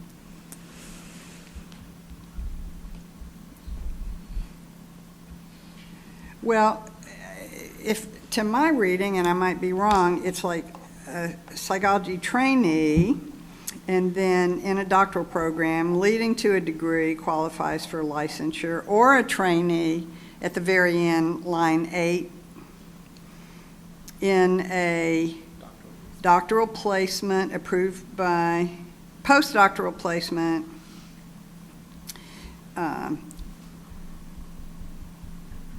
approved by the APA, APIC, or KPIC.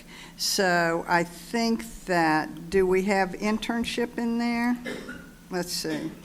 Leading to one of the degrees. So one of the degrees would include internship, I think, probably. Yes, I'm sorry, I don't think I've been clear in my comments.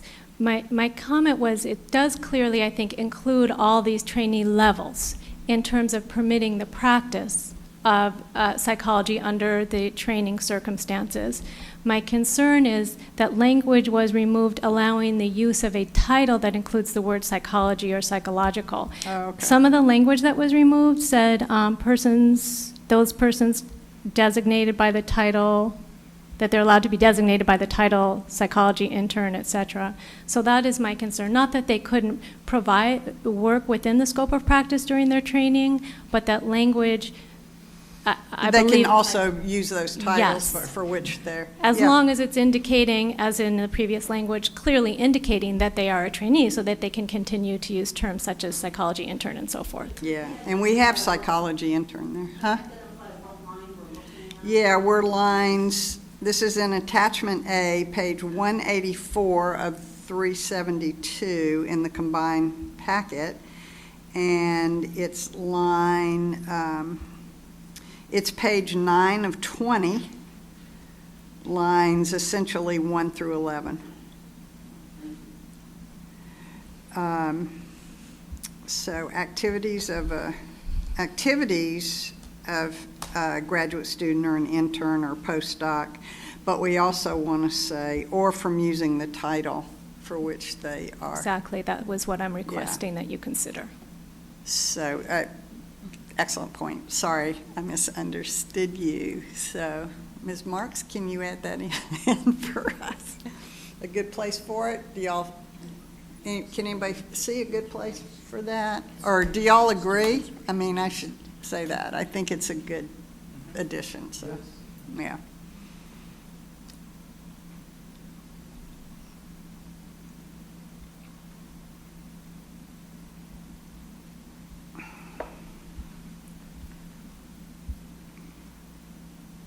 as restricting the activities and services as someone who's in any of those categories, or from using the title for which they are. I mean, somebody could go outside and say, yeah, I'm a psychology intern at blah, blah place, right? I mean, that's what you're saying. Mhm. Or I'm a psychology postdoc or whatever.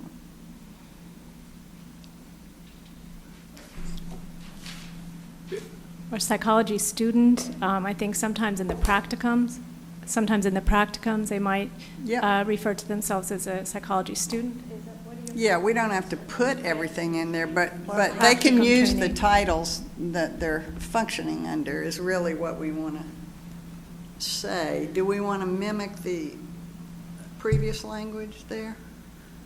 I mean, the language in 2910? I think using the previous language of 2911, I think Ms. Burns has some alternative language that is taken from the language that was stricken from 2911 previously and could be reinserted. So the question would be is, do you want to just add the sentence at the very end that such persons may be designated by the title psychology intern, psychology trainee, postdoctoral psychology trainee, or another title clearly indicating the person's training status, some sort of sentence like that? Or if you wanted in the beginning to talk about shall not be construed as restricting the activities and services or the use of a title. It's up to you guys if you want to insert it in the beginning, saying this is a practice and a title protection. Yes, beginning. Oh, okay, so then, so maybe it's restricting the activities and services, comma, or the use of a title clearly indicating the person's training status. Mm-hmm. I'm not. Or the I'm looking at title. Noreen because she's my legal eagle over there. But if that's where we were trying to go. Title by which they are.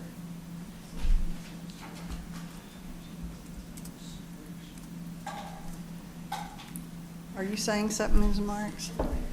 I think usually when we refer to title protection, it refers to somebody's entitlement to use a particular title. Right. If they meet certain qualifications. It's more of a title restriction, as I think I understand it.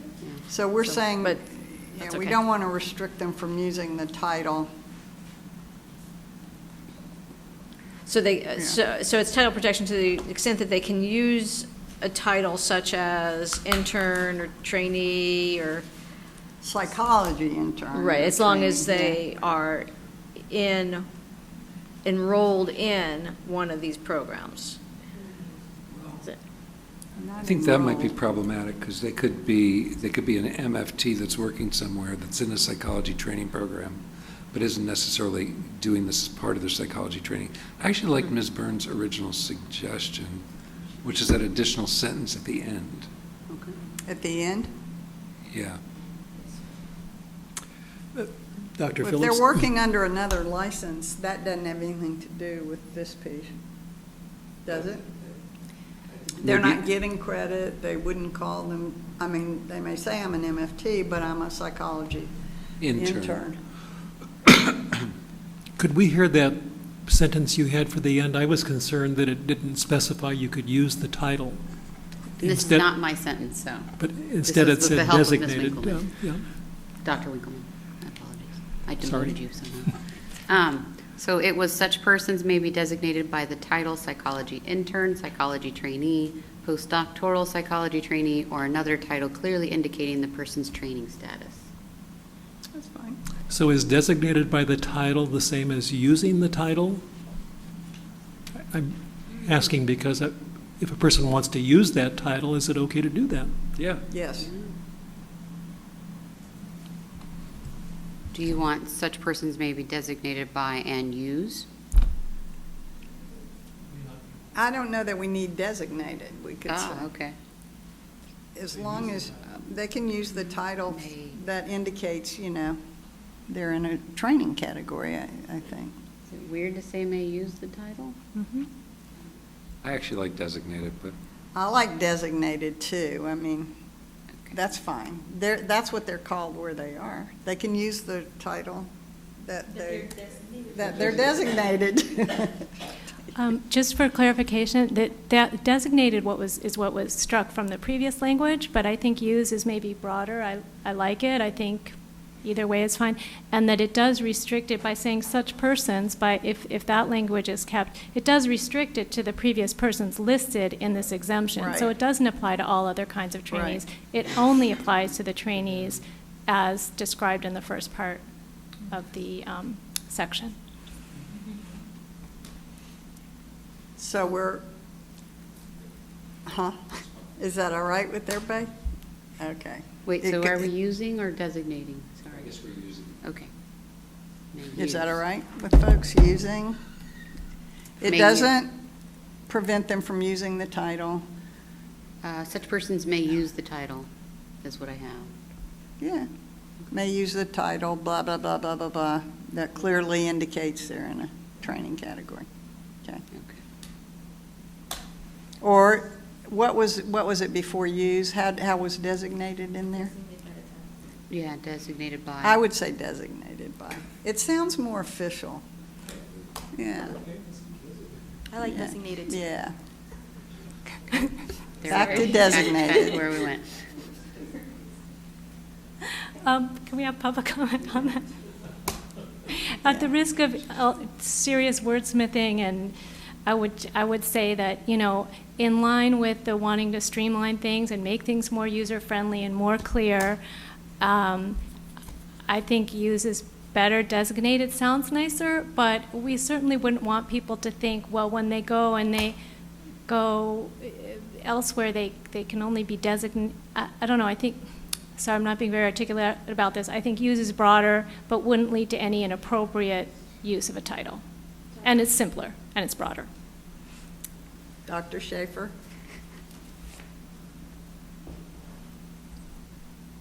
With all my respect to my esteemed colleague, I think designate might be better, because, well, if you're going to go with use the title, then to me it would almost speak to needing to say, what do we mean by that? Using that to do what kind of shenanigans, and you don't want shenanigans, you want it to stay within, your designated, responsibilities. Otherwise, some student may think, use the title and do something that may be nefarious unintentionally because they don't understand. So in our statement of reasons, we want to say we don't want shenanigans and Or tomfoolery. or Yeah. tomfoolery. I think that's all malarkey. We're So not- designated implies that there was an authority Yeah. that designated someone to use the title. Right. So that's why I like Right. it as well. I Yeah. agree with Dr. Okay. Schaefer. All right, so we're.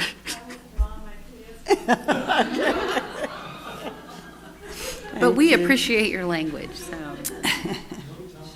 And we, We definitely appreciate that. Okay, so we have our last sentence there. Would you read that, please, Ms.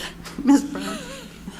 So we know what we're, Such persons may be designated by the title psychology intern, psychology trainee, postdoctoral psychology trainee, or another title clearly indicating the person's training status. okay. Close enough. What if it's psychology postdoc? Oh, my gosh. what is postdoctoral fellow? Or postdoctoral fellow. Oh, my gosh. No. I think we need to public We're- comment. I think we got it I covered. think that I think another it'll title co- it's clearly co- indicating your. It's We're covered. okay. It's covered. We got it. Okay, so now we need a motion because we've changed the original. VP Motion. Bernal had made the original motion, so. So Ms. Bernal, would you amend that motion? Should I to amend or withdraw? include the amended language? What do you have to do? Oh, I'm sorry. We've got Withdraw and another. then- Really sorry to do this, but I think that Dr. Horn, I think you might want to add postdoctoral fellow, because fellow does not clearly indicate a training status. Some fellows actually are already licensed. So at the risk of overly wordsmithing things, I think it might be worthwhile to include that. Is there an appendix we can refer to at this point? That might be helpful. Oh, yeah. Which If a person is already licensed, then This doesn't apply. then anyway. this won't apply to them. you Right, know. but if they're not unlicensed as a fellow, so these persons may be designated by, if they could be a fellow who's not yet licensed, in which Right. case they would have the title postdoctoral fellow, but that title would not clearly indicate a training status because a fellow can be either licensed or unlicensed. So I think that instead of saying postdoctoral psychology trainee, you could replace that with postdoctoral fellow or another title clearly, so then there would be more flexibility for other titles that would clearly indicate training status. I don't see postdoctoral fellow as clearly indicating a training status. So we could do postdoctoral fellow or another title that clearly indicates Exactly. training status. Gotcha. Ms. Burns already updated. Want me to reread it? Yeah, that's good. I was What a do y'all fellow. think? I was a fellow, both postdoctorally, both licensed and pre-licensed and post-licensed. I had Yeah. 2 different fellowships, and in both cases, I was called a You postdoctoral were called a fellow. postdoctoral fellow. Hey, no tag Okay. teaming here. Oh yeah, postdoctoral psychology fellow, not postdoctoral fellow. Postdoctoral psychology. Because postdoctoral fellow wouldn't even run afoul of the psychology Exactly. licensing Yeah. laws. Thank you. All right, we okay? Super. Ms. Bernal, thank you. So I move, I ask that we move, I'd like to pose a motion that we move forward with the amended language Yeah, for the statutes. for part the of it, statutes. yeah. And find an author. Oh, and find the author, yes, thank you. All right, second, again. Okay, so now it's been moved and seconded to move forward with the statutory language as amended, find an author for this legislative change, Dead horse. and Yeah, is there any more discussion about this? yeah, they shop it. All right, seeing none. Oh, yes. Do we need to update the title as well of 2911 or keep it the same to match whatever is under? it? That's done by LexisNexis, who Okay. puts together our law books. Gotcha. Okay, No need then. all right, thanks. So could we have a call the vote? Yes. Koivu, Yes. Bernal, Yes. Kasuga, Aye. Erickson, Aye. Fu, Aye. Horn, Aye. Phillips. Aye. Motion passes. All right, now we're moving on to 23A2, and still in pathways, but now we're in the regulatory language for pathways. And again, I think we're okay, all of this language here. I don't think we changed anything in this language at the licensing committee meeting or after the licensing committee meeting. So this is our proposal for the regulatory language for pathways to licensure. And Sorry, Dr. Horn, Yeah. we did 2910 and 2911, but we'll need a motion to adopt all of the rest of the sections, I believe. oh, I think that's what we just did. No, we did it for we said as amended on the Oh, last one. okay, to Yeah. include 2911. Yeah. Okay, got it. Okay. Never mind. All I heard was as amended, I assumed it was just 2911. As you were. Okay, all right, thank you. See, I'm glad we have all this. And by the way, I just want to say this while I'm thinking about it, because I'm looking through all this stuff. This really took a village. I mean, everybody knows that, but we had staff going, making all the changes and coming back and making suggestions, and we had public input, throughout this process. And I mean, really, thanks everybody for doing this. And Ms. Chung, I know you're on vacation, probably not watching this, but you did a great job with this. So maybe you'll watch it when you get back. All right, so now we're on the regulatory language for pathways. And again, this is our proposal for Pathways. We didn't change anything subsequent to the licensing committee meeting.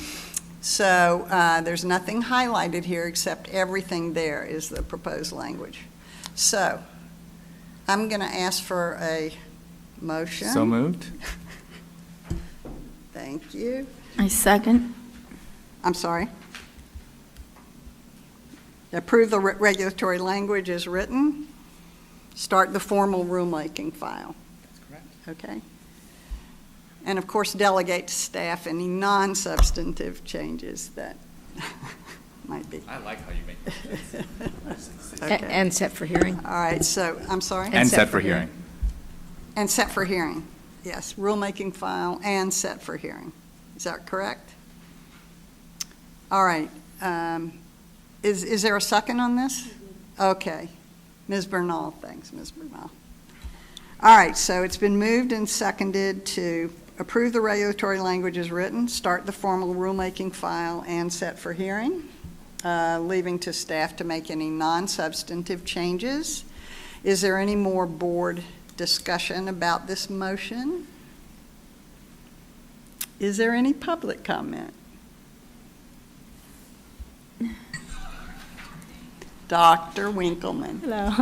No, this is just brief, one brief comment, a question really, about the definition section 1380.3. 1380.3? Yeah. It's on one, it's at the very beginning. It's the very first, right. So this is kind of a question, kind of a request for clarification, and this is something that we did discuss at the licensing committee meeting. I'm a little bit confused still about and wondering if it might cause other people confusion about 1380.3 F and G in terms of the forensic psychologist. I'm wondering if somebody might be considered both a forensic and a health service psychologist. In other words, that if somebody is trained as a forensic psychologist, I believe they're also usually trained as a clinical psychologist first. So if the training is in clinical or counseling, I'm wondering if then the same person might be considered both general applied psychologist and a health service psychologist, perhaps Dr. Phillips. Actually, there is now doctoral programs in forensic psychology that do not train you as a clinician. Okay. Some of us are both general applied psychologists and health service psychologists. But I don't think that creates... But not really. If their training's in clinical to start with and then they get that specialty, they are considered a health service psychologist. Forensic psychologist in this way is someone who doesn't have clinical training. Oh, interesting. But has other applied training, so jury consulting, a lot of kinds of things like that. But if you've been trained clinically, you'll always go into health service psychology practice, even if all you do is forensics. Correct. That captures it nationally, by the way. Okay, so I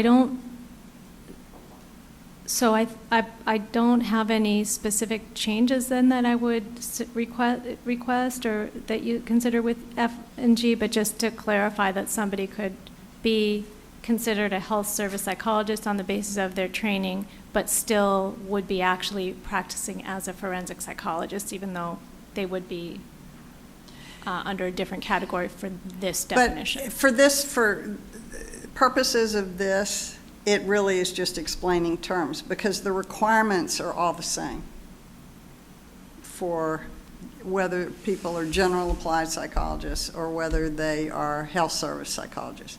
The requirements, we're just saying as long as you have your doctorate in an applied area of psychology, be that health service psychology because those are accredited programs, or general applied psychology, all the requirements for licensure are the same in California, according to Pathways, the Pathways. Other than the type of supervisor that could be used for the Right. primary supervisor for the general applied Right. psychologist. But correct? if you're working in a forensic setting and conducting assessments, then your supervisor has to be like in a health service area. So this is I mean, that would be the difference, you know. If you're doing research or jury selection and functioning more as an IO or consulting psychologist in a forensic setting, then you would have, you could have like co-supervisors, delegated supervisors, stuff like that. Does that make sense?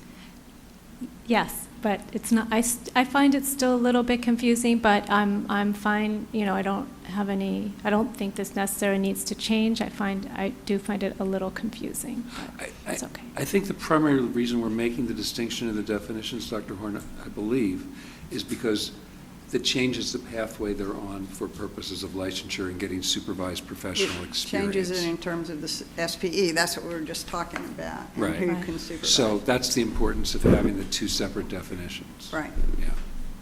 Okay. Because if they're doing the kind of health service psychology work, which would include assessments, then that they need a person who supervises them in, appropriately could supervise them in assessments, and that wouldn't be, yes.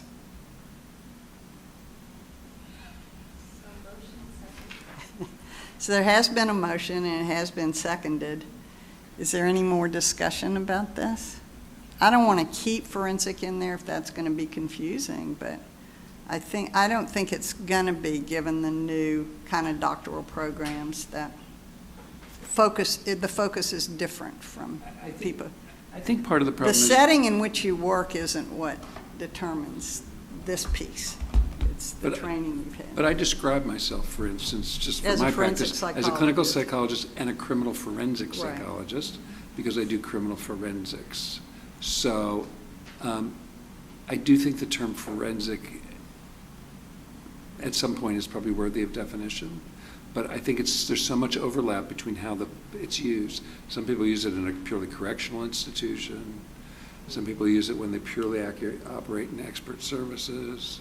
So I don't know that in our definition section we can clarify that any more than that's there already. Okay, any other discussion about the regulatory language and pathways? Oh my gosh. Oh my God. Oh no, what are we going to do?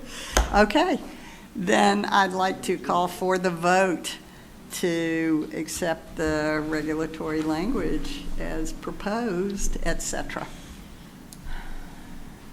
Akoi-Badu. Bernal. Aye. Kasuga. Erickson. Aye. Fu. Aye. Horn. Aye. Phillips. Aye. Motion Aye, passes. aye, aye. Very quickly, I just want to acknowledge that I think we started staff review on this in 2015. 2015? So this is very, very exciting. Yes. I also want to say that in addition to all the staff members and management team that worked on this, Dr. Horn deserves special recognition for spearheading this effort. Thank you. If I drank, I'd go get a drink right now. Maybe we just ought to quit while we're ahead on this one. So. Okay, good. We're moving that one along. Okay, so the next thing as an action item is 23B, psychological assistance inactive status. And this was, this came out of, was it the stakeholders meeting in Pathways when we were looking at Pathways, or was licensing committee? This was a licensing committee discussion that came out of a staff concern about the current 72-month rule. We don't currently have a mechanism to officially kind of put a pause on someone's psychological assistant registration. So this is a mechanism to kind of put a hold so that the cumulative total the clock doesn't keep ticking. And the net result of not having that was we were often getting petitioned for very good reasons to have extensions of time when people went through terrible illnesses or family tragedies or awful divorces or relocations. It just seemed to be better to give people the option to put the hold button down do whatever they need to do, and then come back to their psychassistantship registration. Right. So the purpose of this would be to allow for that pause or stop the timer button to allow for a psychological assistant to go on inactive status for good reason. And we've got the proposed regulations attached there for y'all to see. So I would ask that y'all, make sure the amendments are okay, and, a motion to approve the language as written and proceed with the rulemaking process. Move to approve the language as amended and proceed with the rulemaking. I think we need two motions on this. One to approve the language and the second, is that correct, Noreen? Well, Ms. Starks? I think, are you dealing with both the amendments at 1391.11, 1391.12, and the addition of 1391.13? Right. And 1391.14 are we dealing, and the amendments to 1392.1, are we dealing with all of those? Yes. Okay, so I Yeah. think we need to be specific about the sections if we can, Okay. especially since two of them are new. Okay. Okay. So, So- go ahead, I'm so Go sorry. ahead. No. Oh, move to approve the language as amended in sections 1391.11, 1391.12, and 1392.1. Is that correct? And to add the language in 1391.13 and 1391.14. Yes. And just to refine the motion, to approve it for noticing and set it for hearing, and to initiate direct staff to initiate the rulemaking process? Yes, please. Okay. And a side of fries with that. And if staff notices any non-substantive changes, leave to staff to do that. Ms. Marks, can you repeat that? Ms. Burns, did you get that?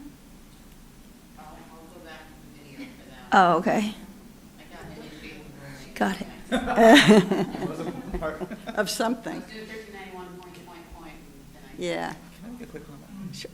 And just a quick comment, and wait, we're still waiting for a second, aren't we? Yes. I'm sorry. I'll Oh, shut you up want to about wait my- till the motion is there? Yeah. Okay. Did you second it, Ms. I'll Burdell? second. Okay. So I think a quick comment, this really resulted from, and as you already referenced, but really from our discussions over the last year and a half when it came before us as a board, when we had various disciplinary cases. And all of us asked, we need something to address this. It seemed that there was a recurring issue, and this was in direct response to that. So I really want to make sure that, this wasn't an idea picked out of the sky. It was really in response to our discussions, and so that we can begin addressing this issue. And I really appreciate that, because when it was brought up, it was referred to the licensing committee for discussion and to be in this process now. Yeah. So I just want to acknowledge and appreciate that. Okay, so it has been moved and seconded, all that language we had. Is there any further discussion from people up here? Do you have something you were going to add, Ms. Sorick or Ms. Marks? Nothing, I was just going to quickly say thank you for saying that, Mr. Fu, because it's minutes like this that help us articulate in our initial statement of reasons when we talk about why we're making regulatory changes. So thank you for making that point, because it's helpful as we're articulating, why we're making changes. Yay. All right, is there any public comment on this motion? Seeing none, I'd like to call for the vote. Akoi-Badu. Aye. Bernal. Aye. Kasuga. Erickson. Aye. Fu. Aye. Horn. Aye. Phillips. All righty. Well, we're just moving right along here. We have some more action items. But these, I think, they're not really language, so I think they'll go pretty fast. So next is 23C. And this is a consideration of licensing committee recommendations So this is Psych Assistant number 1. I'm going to ask y'all to just read what, this is a request for a 2-year extension of this 72-month registration period as a psych assistant. And I, again, want to say I appreciate Ms. Chung putting this together before she went. She really is highlighting the issues that were involved in this, and then the licensing committee's decision. So if y'all read the issues here, I'm not going to read them to you, but we would like you, the board, to consider the licensing committee's recommendation to deny this 2-year extension request of the 72-month limitation for psych assistant registration period, but to grant this person a 1-year period of extension from the current expiration date of the registration to make any necessary arrangements that need to be made. And this person's current registration period, I think, will end, I'm sorry, December of this year. So a year from that date is our recommendation to give this person to take care of whatever needs to be taken care of. That's our recommendation. I'm sorry? You're doing them one at a time? One at a time, Very well. yeah.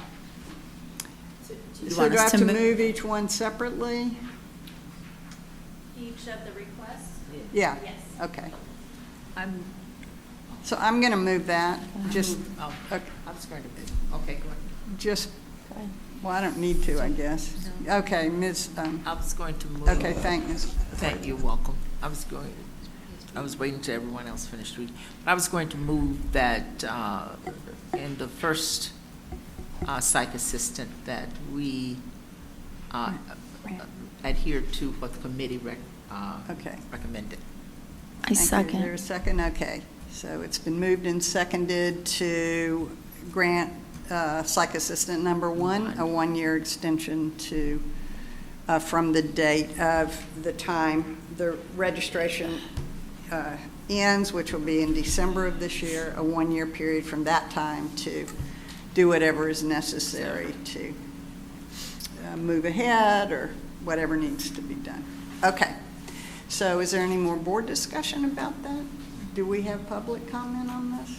Okay, public comment on this? Dr. Schaefer, yeah. Well, talk about shenanigans. I was kind of lost in the book, and there was something that I don't know where to put it now, but I just want to bring it to the board's attention. 2 meetings ago, I brought it up as well, and it's on 1387.1, number 11. I'm just going to say it quickly because I know it's not pertinent right now, but it's on psych assistants. Number 11 says, be employed or contracted by the same organization as a trainee, etc. What I brought up a couple of boards ago is my understanding from hiring psych assistants is you cannot have them contracted because in the state of California, the employment regulations of the state say that if you contract someone, you cannot tell them how to do their job. That is inherently an issue when you have a trainee because inherent in supervision, you must tell them how to do their job and supervise them. So by virtue of stating it that way, people are going to think they can IC their trainees possibly, which will then put them in violation, and they will unwittingly do that because a lot of people don't bother looking up the laws to see about employment law. think Sorry you're actually- for putting it in here, but I meant to say it, and then I didn't realize we were jumping further than we Okay. did, so my apologies. I think you're actually referring to the tax laws that dictate whether someone could be designated as an independent contractor or an employee. It may also be in the labor laws, but predominantly I think that determination's made by the tax laws. I don't know, but I don't know about that, but I belong to an organization in California that gives consultation to privately owned, companies in mental health. And they have given that information more than once. And then we called the state to talk to someone at the state level employment law, EED and all that stuff, and got the same story. So at KPIC, we've even brought this up in terms of, people that want to hire or pay the stipend vis-a-vis a contractual status really is not appropriate because of this issue. So I'm not an attorney like our knowledgeable folks are, like yourself and Ms. Marks. So maybe this is something that the board could look into, and if you find something that is in opposition to what I've been told numerous times now, and another board that's been discussed, then that would be great information to have. But in the meantime, if this is true, what I've heard repeatedly, it could put someone in harm's way, and certainly the board wouldn't want to promulgate something that's not within the letter of the law in terms of, training someone and having them as an So what IC. number is that in our, 1387-111 in Okay. parentheses, the first sentence. maybe we'll take a look at this for next time. This shouldn't stop our moving ahead, though. Sure. Okay. Thank you so much. Yeah. Licensing committee. Yeah. Okay, that'll go back Thanks, to Dr. licensing Shea. committee. Yeah, it'll go back to the licensing committee. We'll take a look at it. But let's just keep moving ahead with these darn pathways. Okay. All righty, so we have a motion on the floor. Is there any more discussion about this, about psych assistant number 1? Okay, call for the vote then. Ms. Burns? Ms. Burns? Sorry. No, it's okay. Oh, you're looking at, Maybe I'm looking at the wrong PSB, and that's why. So I'm just going to go ahead and take the vote. this is number 1. So 23. To deny the 2-year extension? Denying the two, This is to grant the 1-year Granting a extension. 1-year extension. The request was for a 2-year. 23C. Okay. Page 282 in the combined packet. Gotcha. Okay. I'm on board now. I was Okay. like, that doesn't match what I'm reading. I don't understand. Sorry. Accrue Badil. Bernal. Aye. Kasuga. Would I be able to vote even if I wasn't here for the discussion? But I've read it. What'd you I say? assume so. Aye, then. Erickson. Aye. Fu. Aye. Horn. Aye. Phillips. Aye. Motion passes. Where are we? Okay, let's move on to 23C, consideration of, this says psych assistant number 1, but this is number 2 now. Oh, no, wait, 23D, sorry. And this is applicant number 1. This is an extension of the 30 consecutive month limitation to accrue 1,500 hours of postdoc experience. This person, applicant number 1, is requesting a 3-month extension to the 30 consecutive. I think we're on page 287 in the combined document. This is PSB number 2. This is the request for the 72-month limitation for the psych assistant registration, but grant a 1-year 279, say that again? period. Wait, what period? Say what? It says page 287 in the combined document. The action requested is review and consider the licensing committee's recommendation to deny the 6-year extension request of the 72 months. I'm sorry, I Okay. went ahead one. So, Okay. Okay, thank you for that, Ms. Sarek. Okay, this is psych assistant number 2 now. And this person is requesting a 6-year extension to the 72-month limitation for psych assistants. Y'all can read the issues that the licensing committee looked at, and our recommendation is to deny the 6-year extension request, but to grant a 1-year period extension from the current expiration date of this person's registration to make any necessary arrangements for clients, et cetera. And this person's registration will expire, is set to expire on the 20th of this month. So we are saying from that date to give 1-year extension, not 6 years, to get taken care of, whatever needs to get taken care of. But that's our recommendation. Dr. So Horn, I'm sorry, I have a quick question. So if she doesn't, meet the 1 year, doesn't do what she has to do within the 1 year requirement, then what happens? This person, I don't know if it's a male or female, will need to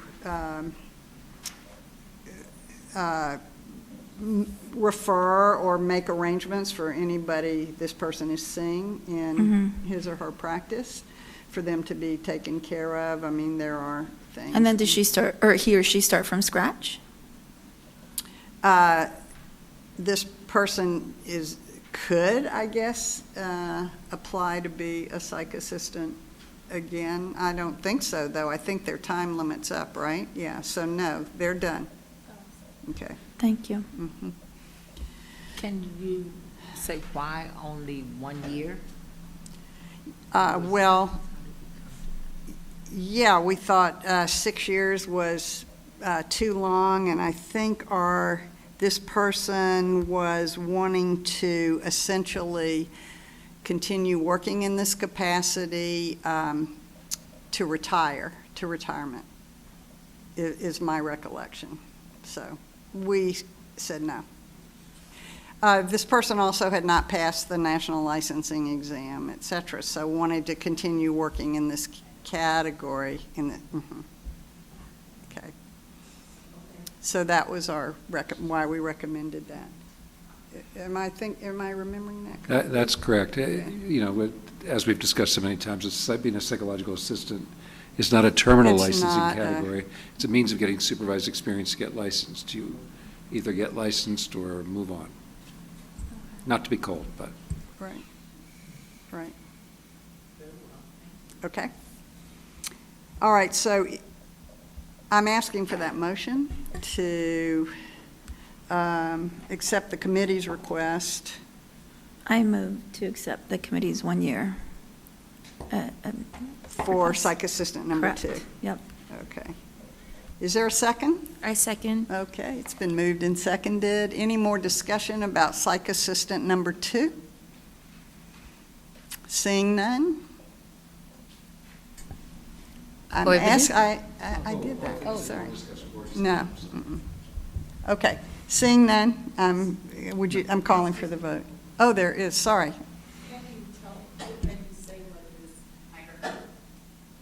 Can you say whether this person has come before the board before? Can you say that? Can you tell us that? What do you mean come before Has the? this particular issue, has that come before the board? Has this person come before the board again? I have no idea. I don't know who this I don't know who this person is. We only know the number. We have no identifying information. I don't know if this person has ever requested this before. Okay. So this is based on the information that we had, and I think it's in your records, in the packet here, the information that we had. So that's why we made our recommendation.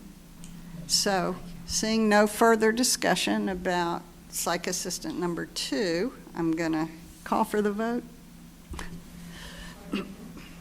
Sorry, Akoi-Badu? Aye. Bernal? Aye. Kasuga? Aye. Erickson? Aye. Fu? Aye. Horn? Aye. Phillips? Aye. The motion passes. Okay, now we're on, thank you, so that passed. So now we're on psych assistant number 3. This is page 290. And this person is requesting an extension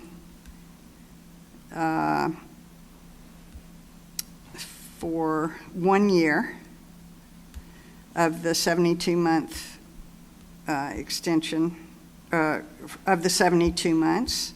You can see the information there that we received from this person. And the licensing committee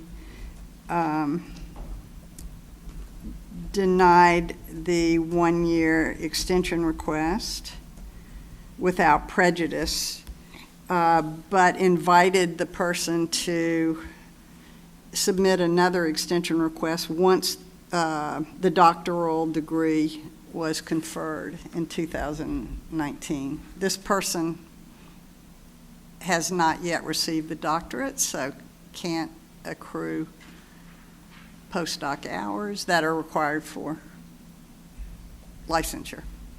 So that was our recommendation. I hope that makes sense to people. The reason we structured it this way is that it appears from looking at the timeline that the applicant provided to, or the petitioner provided to us, that this kind of, her academic career has gone along in fits and starts. And it's not entirely clear that if we gave the extension now, that she would actually have finished the degree by then. She or he? He or she, that's correct. Mm-hmm. That's correct. Given that fact, it seemed more provident to not grant this extension, but to say, come back when you finish your degree. That's right. This person has received all the pre-doc hours, has gotten all the pre-doc hours, and still needs 1,500 postdoc hours. So basically, this would allow for this person to finish the postdoc, then apply for those hours. Okay. They could finish the hours and then come back. No, finish their doctorate. Yeah, because then they have to start accruing postdoc hours. So, and we're just not sure, given how this person has sort of moved ahead and stopped and had a lot of things going on that's delayed the completion of the doctoral degree. So we are saying, get your doctorate, then come back. What would be the advantage to them if we were to grant the extension? None that I can see. In fact, I think they're running a big risk, which is we give Right. them the one-year extension. They want the extension as of a specific date. So if we gave that extension and they still haven't finished their degree, the clock would start running on the extension. That's right.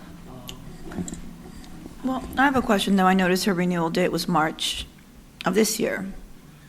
So, I mean, she's already pretty much, even if it had been granted, do you retro back to that date? So she would have to be done anyway in the next 4 months, Yeah. right? Actually, the person's graduation date was revised to a Right. later date, so that person actually didn't complete their degree in March, and it's been since pushed back yet again. So the concern is, as Get your degree, then start getting your postdoc hours, and then we'll see if you need an extension or not, right? Okay. So that's our recommendation, and has there been a motion? You moved it, didn't you? Did somebody move it? Nobody has? Okay, all right. I so Okay. move that we accept the committee's recommendation on 29, where are we? On applicant 3? Number 3, Number 3. yeah. Psych assistant number 3. It's been moved I second. and seconded. Any further discussion about this? Any public comment about this? Okay. I'm so sorry. I'm sure this was explained to them. Yes, thank you. That's why we're saying without prejudice, in part, because it's like, hey, think about this. Yeah, think about what makes most sense for you. All right, seeing no more discussion, call for the vote, please. Akwe Aye. Bernal. Kasuga. Aye. Erickson. Aye. Fu. Aye. Horn. Aye. Phillips. Aye. Passes. Okay. Now, let's see where I am. Now we're at 23D. And this is applicant number 1. Oh, no, is this the one we just did? No. 3-month extension to the 30 consecutive month limitation to accrue postdoc supervised experience. It's page 299.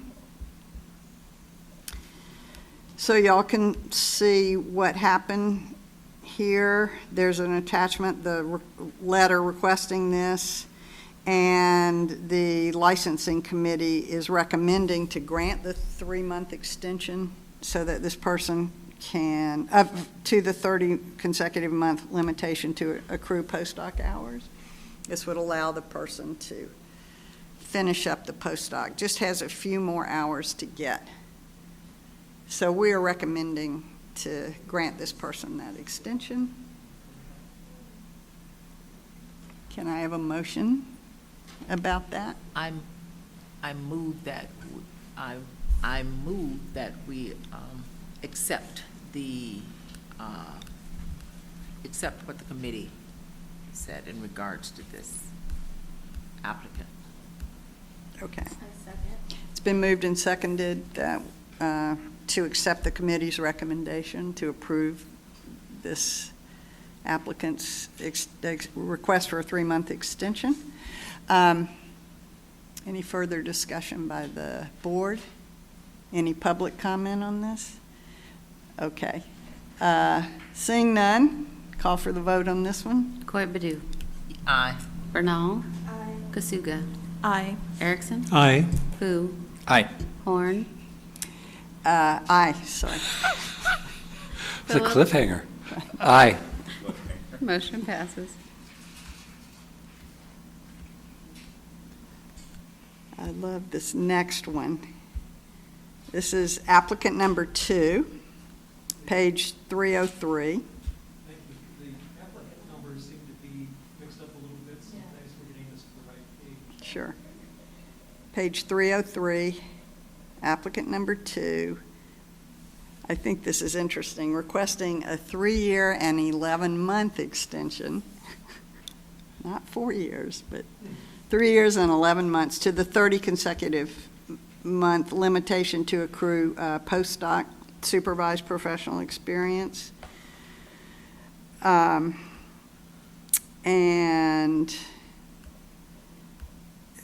this person, the licensing committee, this person has actually already gotten the number of hours, but the remaining hours were accrued outside of the limitation, so they've already been gotten, but they were outside of the 30 months. So what we are doing is the licensing committee is recommending that we go ahead and approve that extension that would incorporate all the postdoc hours for that person. And this person wouldn't have to do them again or anything like that. So that's our recommendation on this one. So somebody like to move that? I so move. Okay. Oh, I'm sorry. So it's been moved I second. and seconded. Oh, I still did. One, two. Okay, is there any more board discussion about applicant number 2? Any public comment about applicant number 2? All right, seeing none, call for the vote, please. Coit Badu. Aye. Bernal. Kasuga. Aye. Erickson. Aye. Fu. Aye. Horn. Aye. Phillips. Aye. Motion passes. Okay, now we're back to another one. This is page 308. This is also applicant number 1. I don't know why, but is, Wait, right? did we skip 23D? We're on D. Oh, I'm sorry, we're on 23E. That's why it's applicant number 1. Thank you. I'm so sorry. We're finished with 23D, now we're on 23E. Getting punch drunk here. Okay. Did I say that out loud? This is applicant number 1. This person is requesting a 5-year and 8-month extension to the 60 consecutive month limitation to accrue postdoc SPE. So this is pre and postdoc if it's 60 months.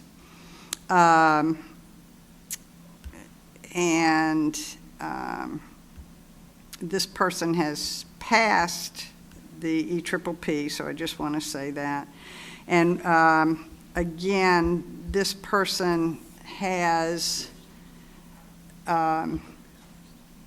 gotten all the hours, has already gotten all of his or her hours, but again, not within the 60-month time frame to get pre- and postdoc hours.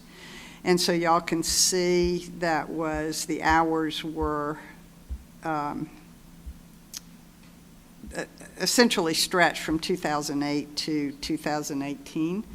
So that was 8 years. So and this person's already passed the EPPP, so what we would like to do is grant this person's request to incorporate all the hours that have already been accumulated so that this person can go ahead and take whatever other requirements are needed for licensure. I move, you ready for the motion? Yes. I move that we adhere to the committee's request for applicant one. Yes.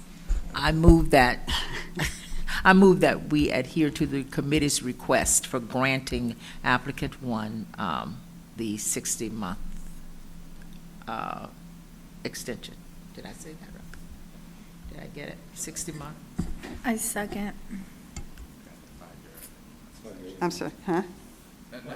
Okay, so it's been moved and seconded, blah, blah, blah. So any more board discussion about this? Any public comment about this applicant? All righty. Then I'd like to call for the vote. Koibadu. Koibadu. I have something to say before we call for the vote. I need to say 5 years and 8 months extension. Thank So I you. need to go back and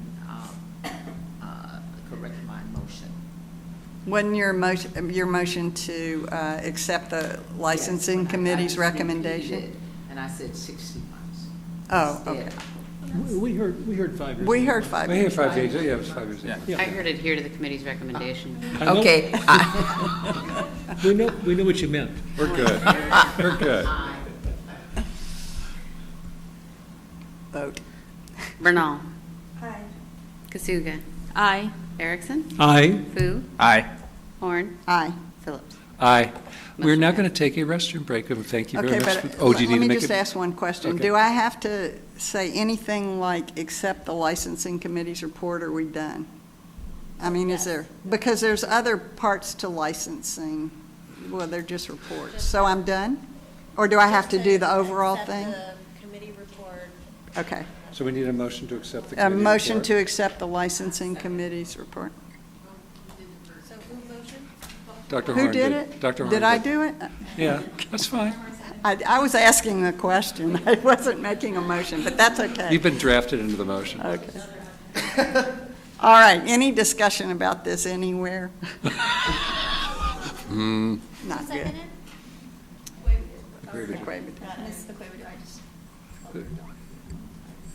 Okay, call for the vote. Koibadu. Aye. Bernal. Kasuga. Aye. Erickson. Aye. Fu. Aye. Horn. Aye. Phillips. Aye. We're now going to take a 10-minute bathroom break.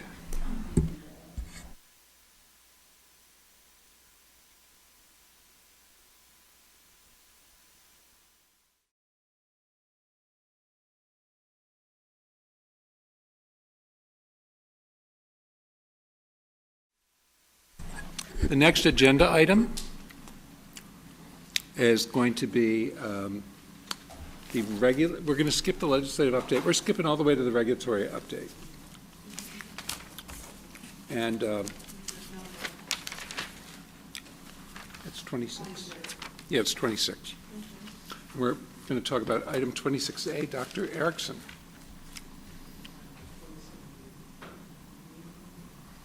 And it's 363 in the combined document.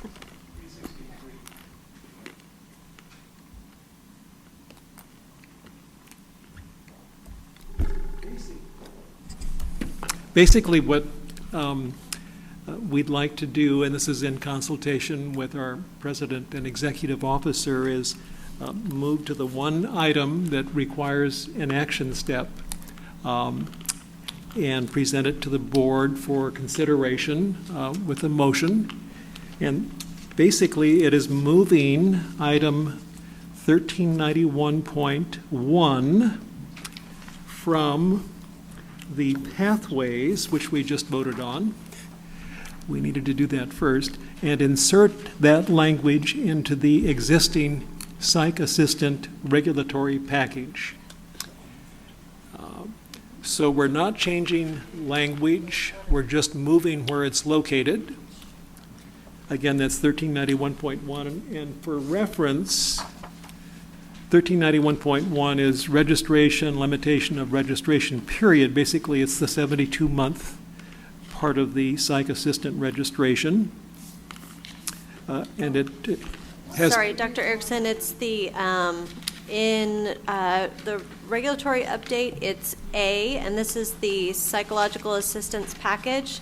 This was the package that we put together to implement the sunset legislation, which essentially changed the application to be from the psych assistant to the board instead of from the supervisor to the board, an application not to employ, but an application to become.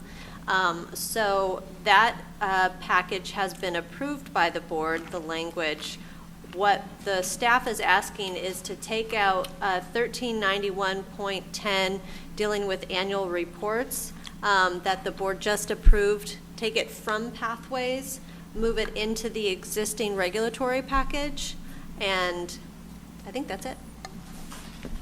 Yeah, thank you for the correction. I apparently And that's the handout. It's the highlighted yellow section in the agenda item 26A hand carry.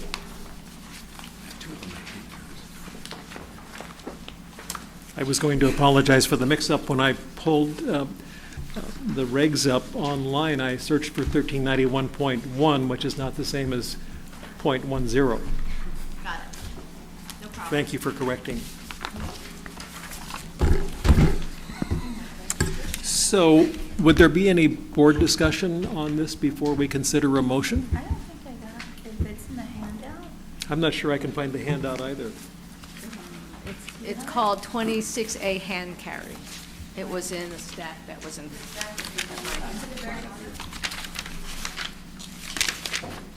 Oh, I've got it. So essentially, Dr. Erickson, all of the changes that Oh, you here's the last see, the page of the board has hand carry. already approved, with the exception of 1391.10, that is highlighted in the handout. So the board What's is this just one? That's it? reapproving Oh, okay. Oh. this package for rulemaking with the, or deletion, with the amendments that deletes 1391.10, which the board just looked at in pathways. So we just want to take that one small piece of pathways and move it to the psych assistant package, which the board had approved. I don't remember when, some time ago. 23B.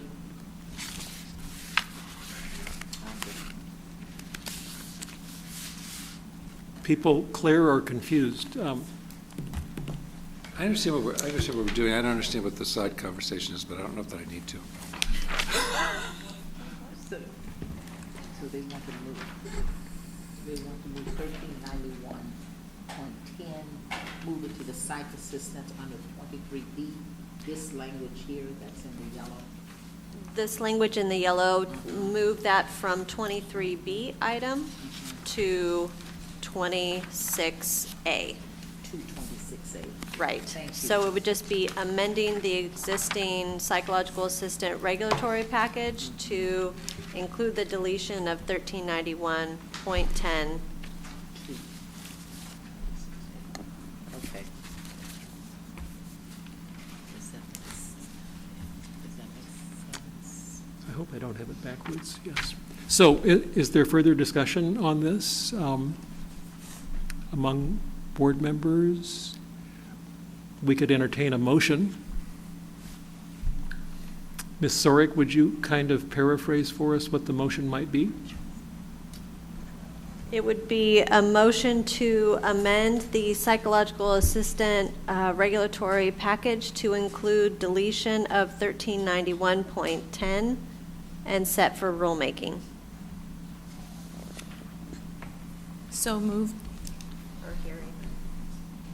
Second. Discussion? Is there public comment?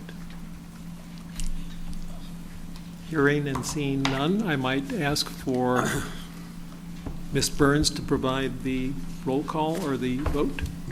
Okoye-Bedeau, Aye.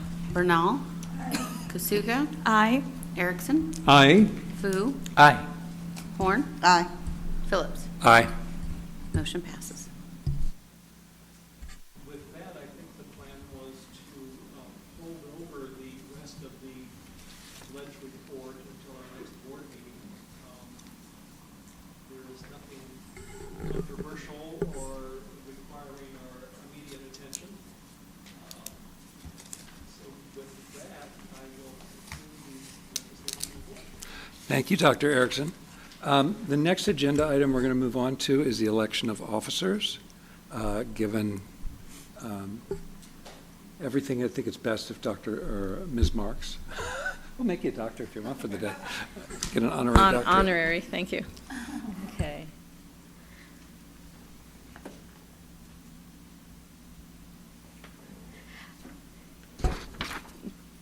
Dr. Phillips, did you want to revisit at all the duties of the president and vice president? I think we went over them at the last board meeting, unless people want clarification about it. I mean, the board president is effectively, and it feels funny to say it, a colleague and supervisor to Ms. Sorick, or the executive officer, conducts these meetings, obviously, is also a committee member, and is in regular correspondence throughout the week and telephone calls with the board office. See if there's anything on here. Right, there was a handout. Yeah, there's a handout that goes along with that. That's kind of a blow-up of it. You have to kind of make sure things are on track, appoints the chairpersons of all committees, and actually the committee members. They say serves as a delegate or alternate delegate to ASPPB, but we know that state budget restraints don't allow for that. Represents the boards in communications, so often like testimony or that type of thing. If it's appropriate, I'm the one that testifies. Approve or disapprove board members' travel, but I don't really do that. That's been delegated to Ms. Sorick. I have to have my travel approved by the third floor DCA. Assume responsibilities usually vested or customarily incident to the office of president. Oh, wow, that sounds really good. And makes decisions on an emergency basis. And we have certain policies and procedures, but that doesn't come up that often for us. And I sign all the decisions and orders that come out of the board that are not delegated to the executive officer. So I'm frequently in contact with staff. Sometimes on the same day I'll receive an order and need to have it back to them the same day. And then I'm a liaison to the Department of Consumer Affairs and to agency. And I serve as the immediate supervisor of Ms. Sorick. As I've said before, the position is what you make of it, but I know that based on the amount of things we're trying to accomplish as a board and kind of the aggressive agenda that we have, I can spend anywhere from 30, 40, 50, 60, in the worst month, 90 hours. That's usually during like some legislative thing where I have to come up for multiple hearings or something like that. But on average, probably 40 to 60 hours a month. It's possible somebody could do it in less hours than that. But that does require you to be constantly available pretty much to the board staff in order to be able to really discharge the duties. So it's, at least as I see it, it's not an honorary title. But that being said, each president makes of it what they do. I do think I think both the former presidents will agree with me that it's pretty hard work. So I'm sorry. And board vice president is, the only definition we have for board vice president, which is that she serves in the place of the president if the president should become unable to do his tasks, but there's obviously more to it than that. And we've been attempting to build a rapport and a relationship around coordinating as to the agenda, and agenda items are coming out. So unless the board members have a different idea of how you want to handle it, I think we can take all the nominations for one office, and then the way in which we would vote is each board member would vote as to which nominee they would be voting for. Can I make a nomination? We'll open up the nominations for president. Dr. Phillips. Oh, thank you. What were you going to ask? No, I was just going to ask who would like to be, can they discuss? I don't know why I'm whispering today. I was just going to ask, if we could just ask if he wants to be the president and just kind of move it. Yes, Yeah, I think I mentioned it, I announced at the last board meeting I was interested in running again. very well. And But- who would be interested in being the vice president?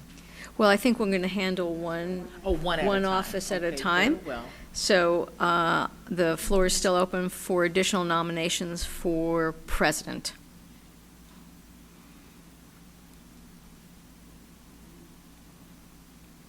Anyone going? Nope. Okay.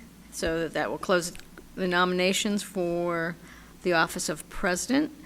So with only a single nomination, I think the best way is to just call the vote for Dr. Phillips as president.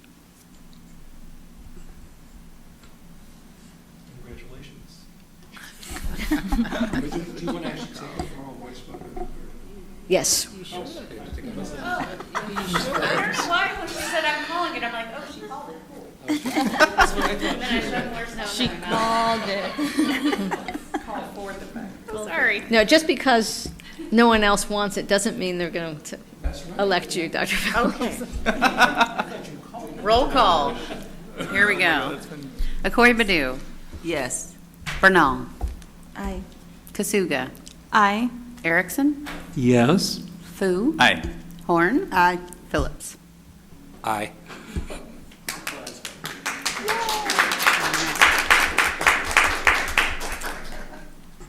So then the office of vice president, I think we can do in the same way. We'll open up the floor for all nominations for vice president, and then as we take the vote, each board member would vote on their preferred nominee. So nominations for vice president. I would like to nominate Dr. Kasuga. I'd like to nominate Ms. Alida Bernal.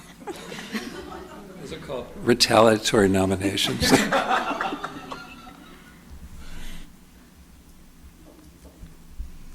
Are there any other nominations for vice president? Are y'all both okay with running? I just wanted to add that I'm nominating Ms. Alida Bernal because I think that it's good for the board to have a public member and a licensed member serving as officers. But I appreciate being nominated, and I won't take my name off of. I would not take my name off of the nomination, but I'm just saying why I'm supporting Ms. Bernal's continuation as VP. So you're not withdrawing your name? I'm not withdrawing my name, Okay. but I'm putting my vote for Ms. Bernal. Are there any other nominations for vice president?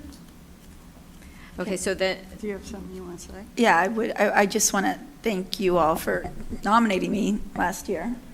But I know I'm going to have a super crazy next 2019, and so I think I think I would love to see Dr. Kasuga as the VP. Thank you. Are you taking your name? Take my name off. I'm going to make a nomination because I think you are correct. I think it's a much more balanced executive team to have a representative of the public members and the and the licensed members. So I'm going to nominate Mr. Fu. Surprise! So, Ms. Brunel, did you withdraw your name from the nomination? I wasn't clear on that, I'm sorry. I'm going to, I don't know. I mean, I appreciate your point. I also do believe, though, the reason as well for Dr. Kasuga is because I do think that responsibilities, you'd be such an asset as well with being that you're in Northern California also, you could participate more. So yes. You're withdrawing your name from consideration? Okay, so we have nominations for Dr. Cheryl Kasuga and Mr. Seiran Fu. Are there any other nominations for Vice President? Okay, so then as the roll is called, please just indicate whether or not you'd be voting for Dr. Kasuga or Mr. Fu as Vice President. Ms. Burns, can you call the roll? Okoye Badu? It says it's on, but Okoye Badu?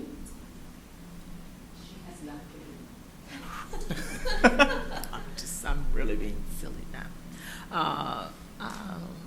That's a very hard choice. I guess you can ask me for all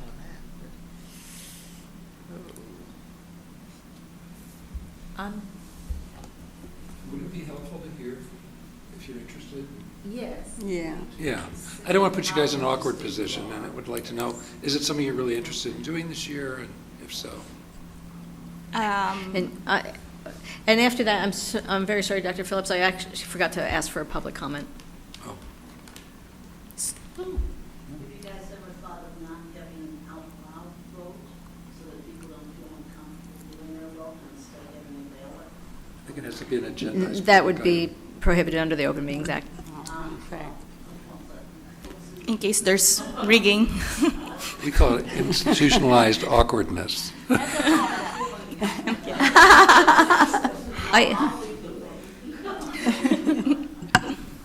My concern is who really want to do it. Thank you very much for that. And that was a good suggestion. Which one of you all really, like you said, have the time? I appreciate Ms. Bernal's nomination and points, and that's why I'm keeping my name as a potential VP. Thank you. But I'm also adding that I have a newborn to consider. But if given the position, I'm okay to serve. Thank you. And I also still stand by what I said earlier, that I think it would be healthy for the board to have officers that are both licensed and public member. So, as the public member who's nominated, I think the other consideration I would also have to put forth, I think there's tremendous leadership when we have different genders as the officers, and that's part of the reason why I'm conflicted in that sense as well. So that's the sentiment I have there. I do think from my own personal perspective, having been the co-chair with Dr. Kasuga, or vice chair or support chair, whatever you want to call it, for the EPPP task force, and being a colleague of Dr. Horn and Dr. Phillips on the licensing committee has brought me incredible depth into the work that we do, and an unfortunate familiarity with the statutes and regulations that govern our practice, or your practices. And so I think I would be interested in serving, but I'm also mindful of what I mentioned earlier. So I do think that this is about two folks who are interested in serving and have worked fabulously together previously, and I think are really professional and collegial and are friends as well. Yeah. So I don't want anyone to feel like you're choosing between, like two children. And who's your favorite child? I won't take offense if I wasn't voted, and I think that this is actually a good problem to have that we have such diversity of people that are interested in serving. I also think it's important that we cultivate the future leadership of the board. And part of the way we do that is by having people assume leadership positions and get more exposure to more things, and then hopefully want to move on to bigger and better things. I guess it's bigger and better things. You get a gavel anyway. Is there any more board discussion? Okay, any public discussion? Okay, so as, Ms. Burns, as you call the roll again, if you could indicate your vote for either Dr. Cheryl Kasuga or Mr. Seiran Fu as vice president. They're doing it, right? Accrue Badu. Mr. Fu? Bernal. Dr. Kasuga? Kasuga. Mr. Fu? Eric. Sorry, Thai chili. Erickson. I want you both to be vice president, and I'm torn. I'm going to vote for Dr. Kasuga. Fu. Dr. Kasuga. Horn. I like you both. I think you both be excellent, and this is a decision based on various and sundry optics, so I just want y'all to know that. Mr. Fu. Phillips. Yeah, I'm going to vote for Mr. Fu, cognizant of the fact that the optics relative to gender are problematic. But taking that in mind and taking in mind what a wonderful vice president I think Dr. Kasuga would be, I think it'd be better to have a public member.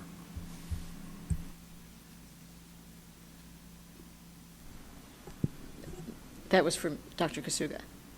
No, that was for Dr. Oh, Mr. Fu, I'm sorry, okay. I wasn't clear on what you're, okay, I have four. yes. 4 for Fu and 3 for Kasuga. So what okay.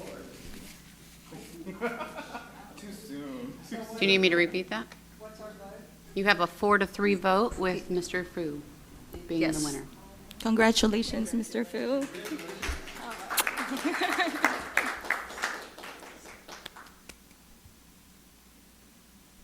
And just to be clear, although I do believe it is in your board administrative manual that the terms of office are for the calendar year 2019. Is that correct? That's correct. Okay. So it would be as of January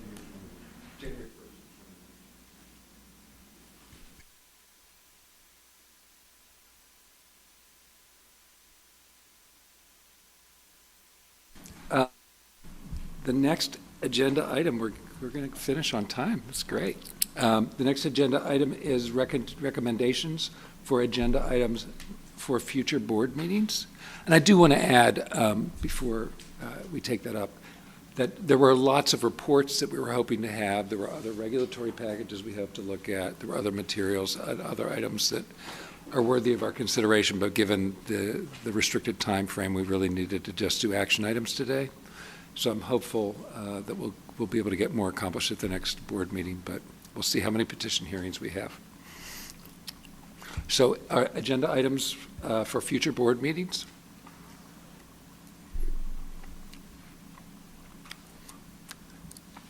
And finally, I'd like to thank Ms. Bernal for her service to the board as vice president.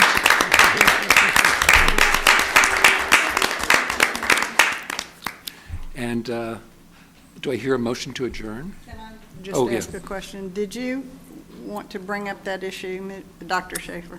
Oh, Dr. Schaefer. I'm sorry. Thanks. Sorry. So earlier I brought up 1387.1, number 11, I think it was, and said that there was verbiage that indicated employee versus IC for interns, and I needed a cup of coffee or more coffee because it was in the section that was talking about the supervisor, and I erroneously misunderstood that was talking about the supervisee. So if you could please eradicate any motion or activity around investigating that. In the sections around students, you had already changed verbiage To employed. from a prior session of this discussion. My apologies. Oh, no, thank you for that clarification. Oh, You wait can a do second. the gavel, but somebody needs to make a motion to adjourn. Thank you very much, Dr. Schaefer. Dr. Schaefer just, her presence like reminded me of what she brought up earlier, and I don't know if it's an agenda that would be good for the board or for the enforcement committee to discuss the confusing, the psychologist and the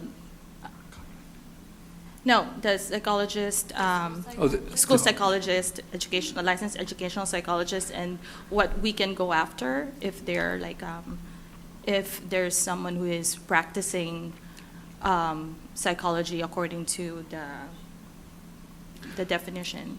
Licensing committee?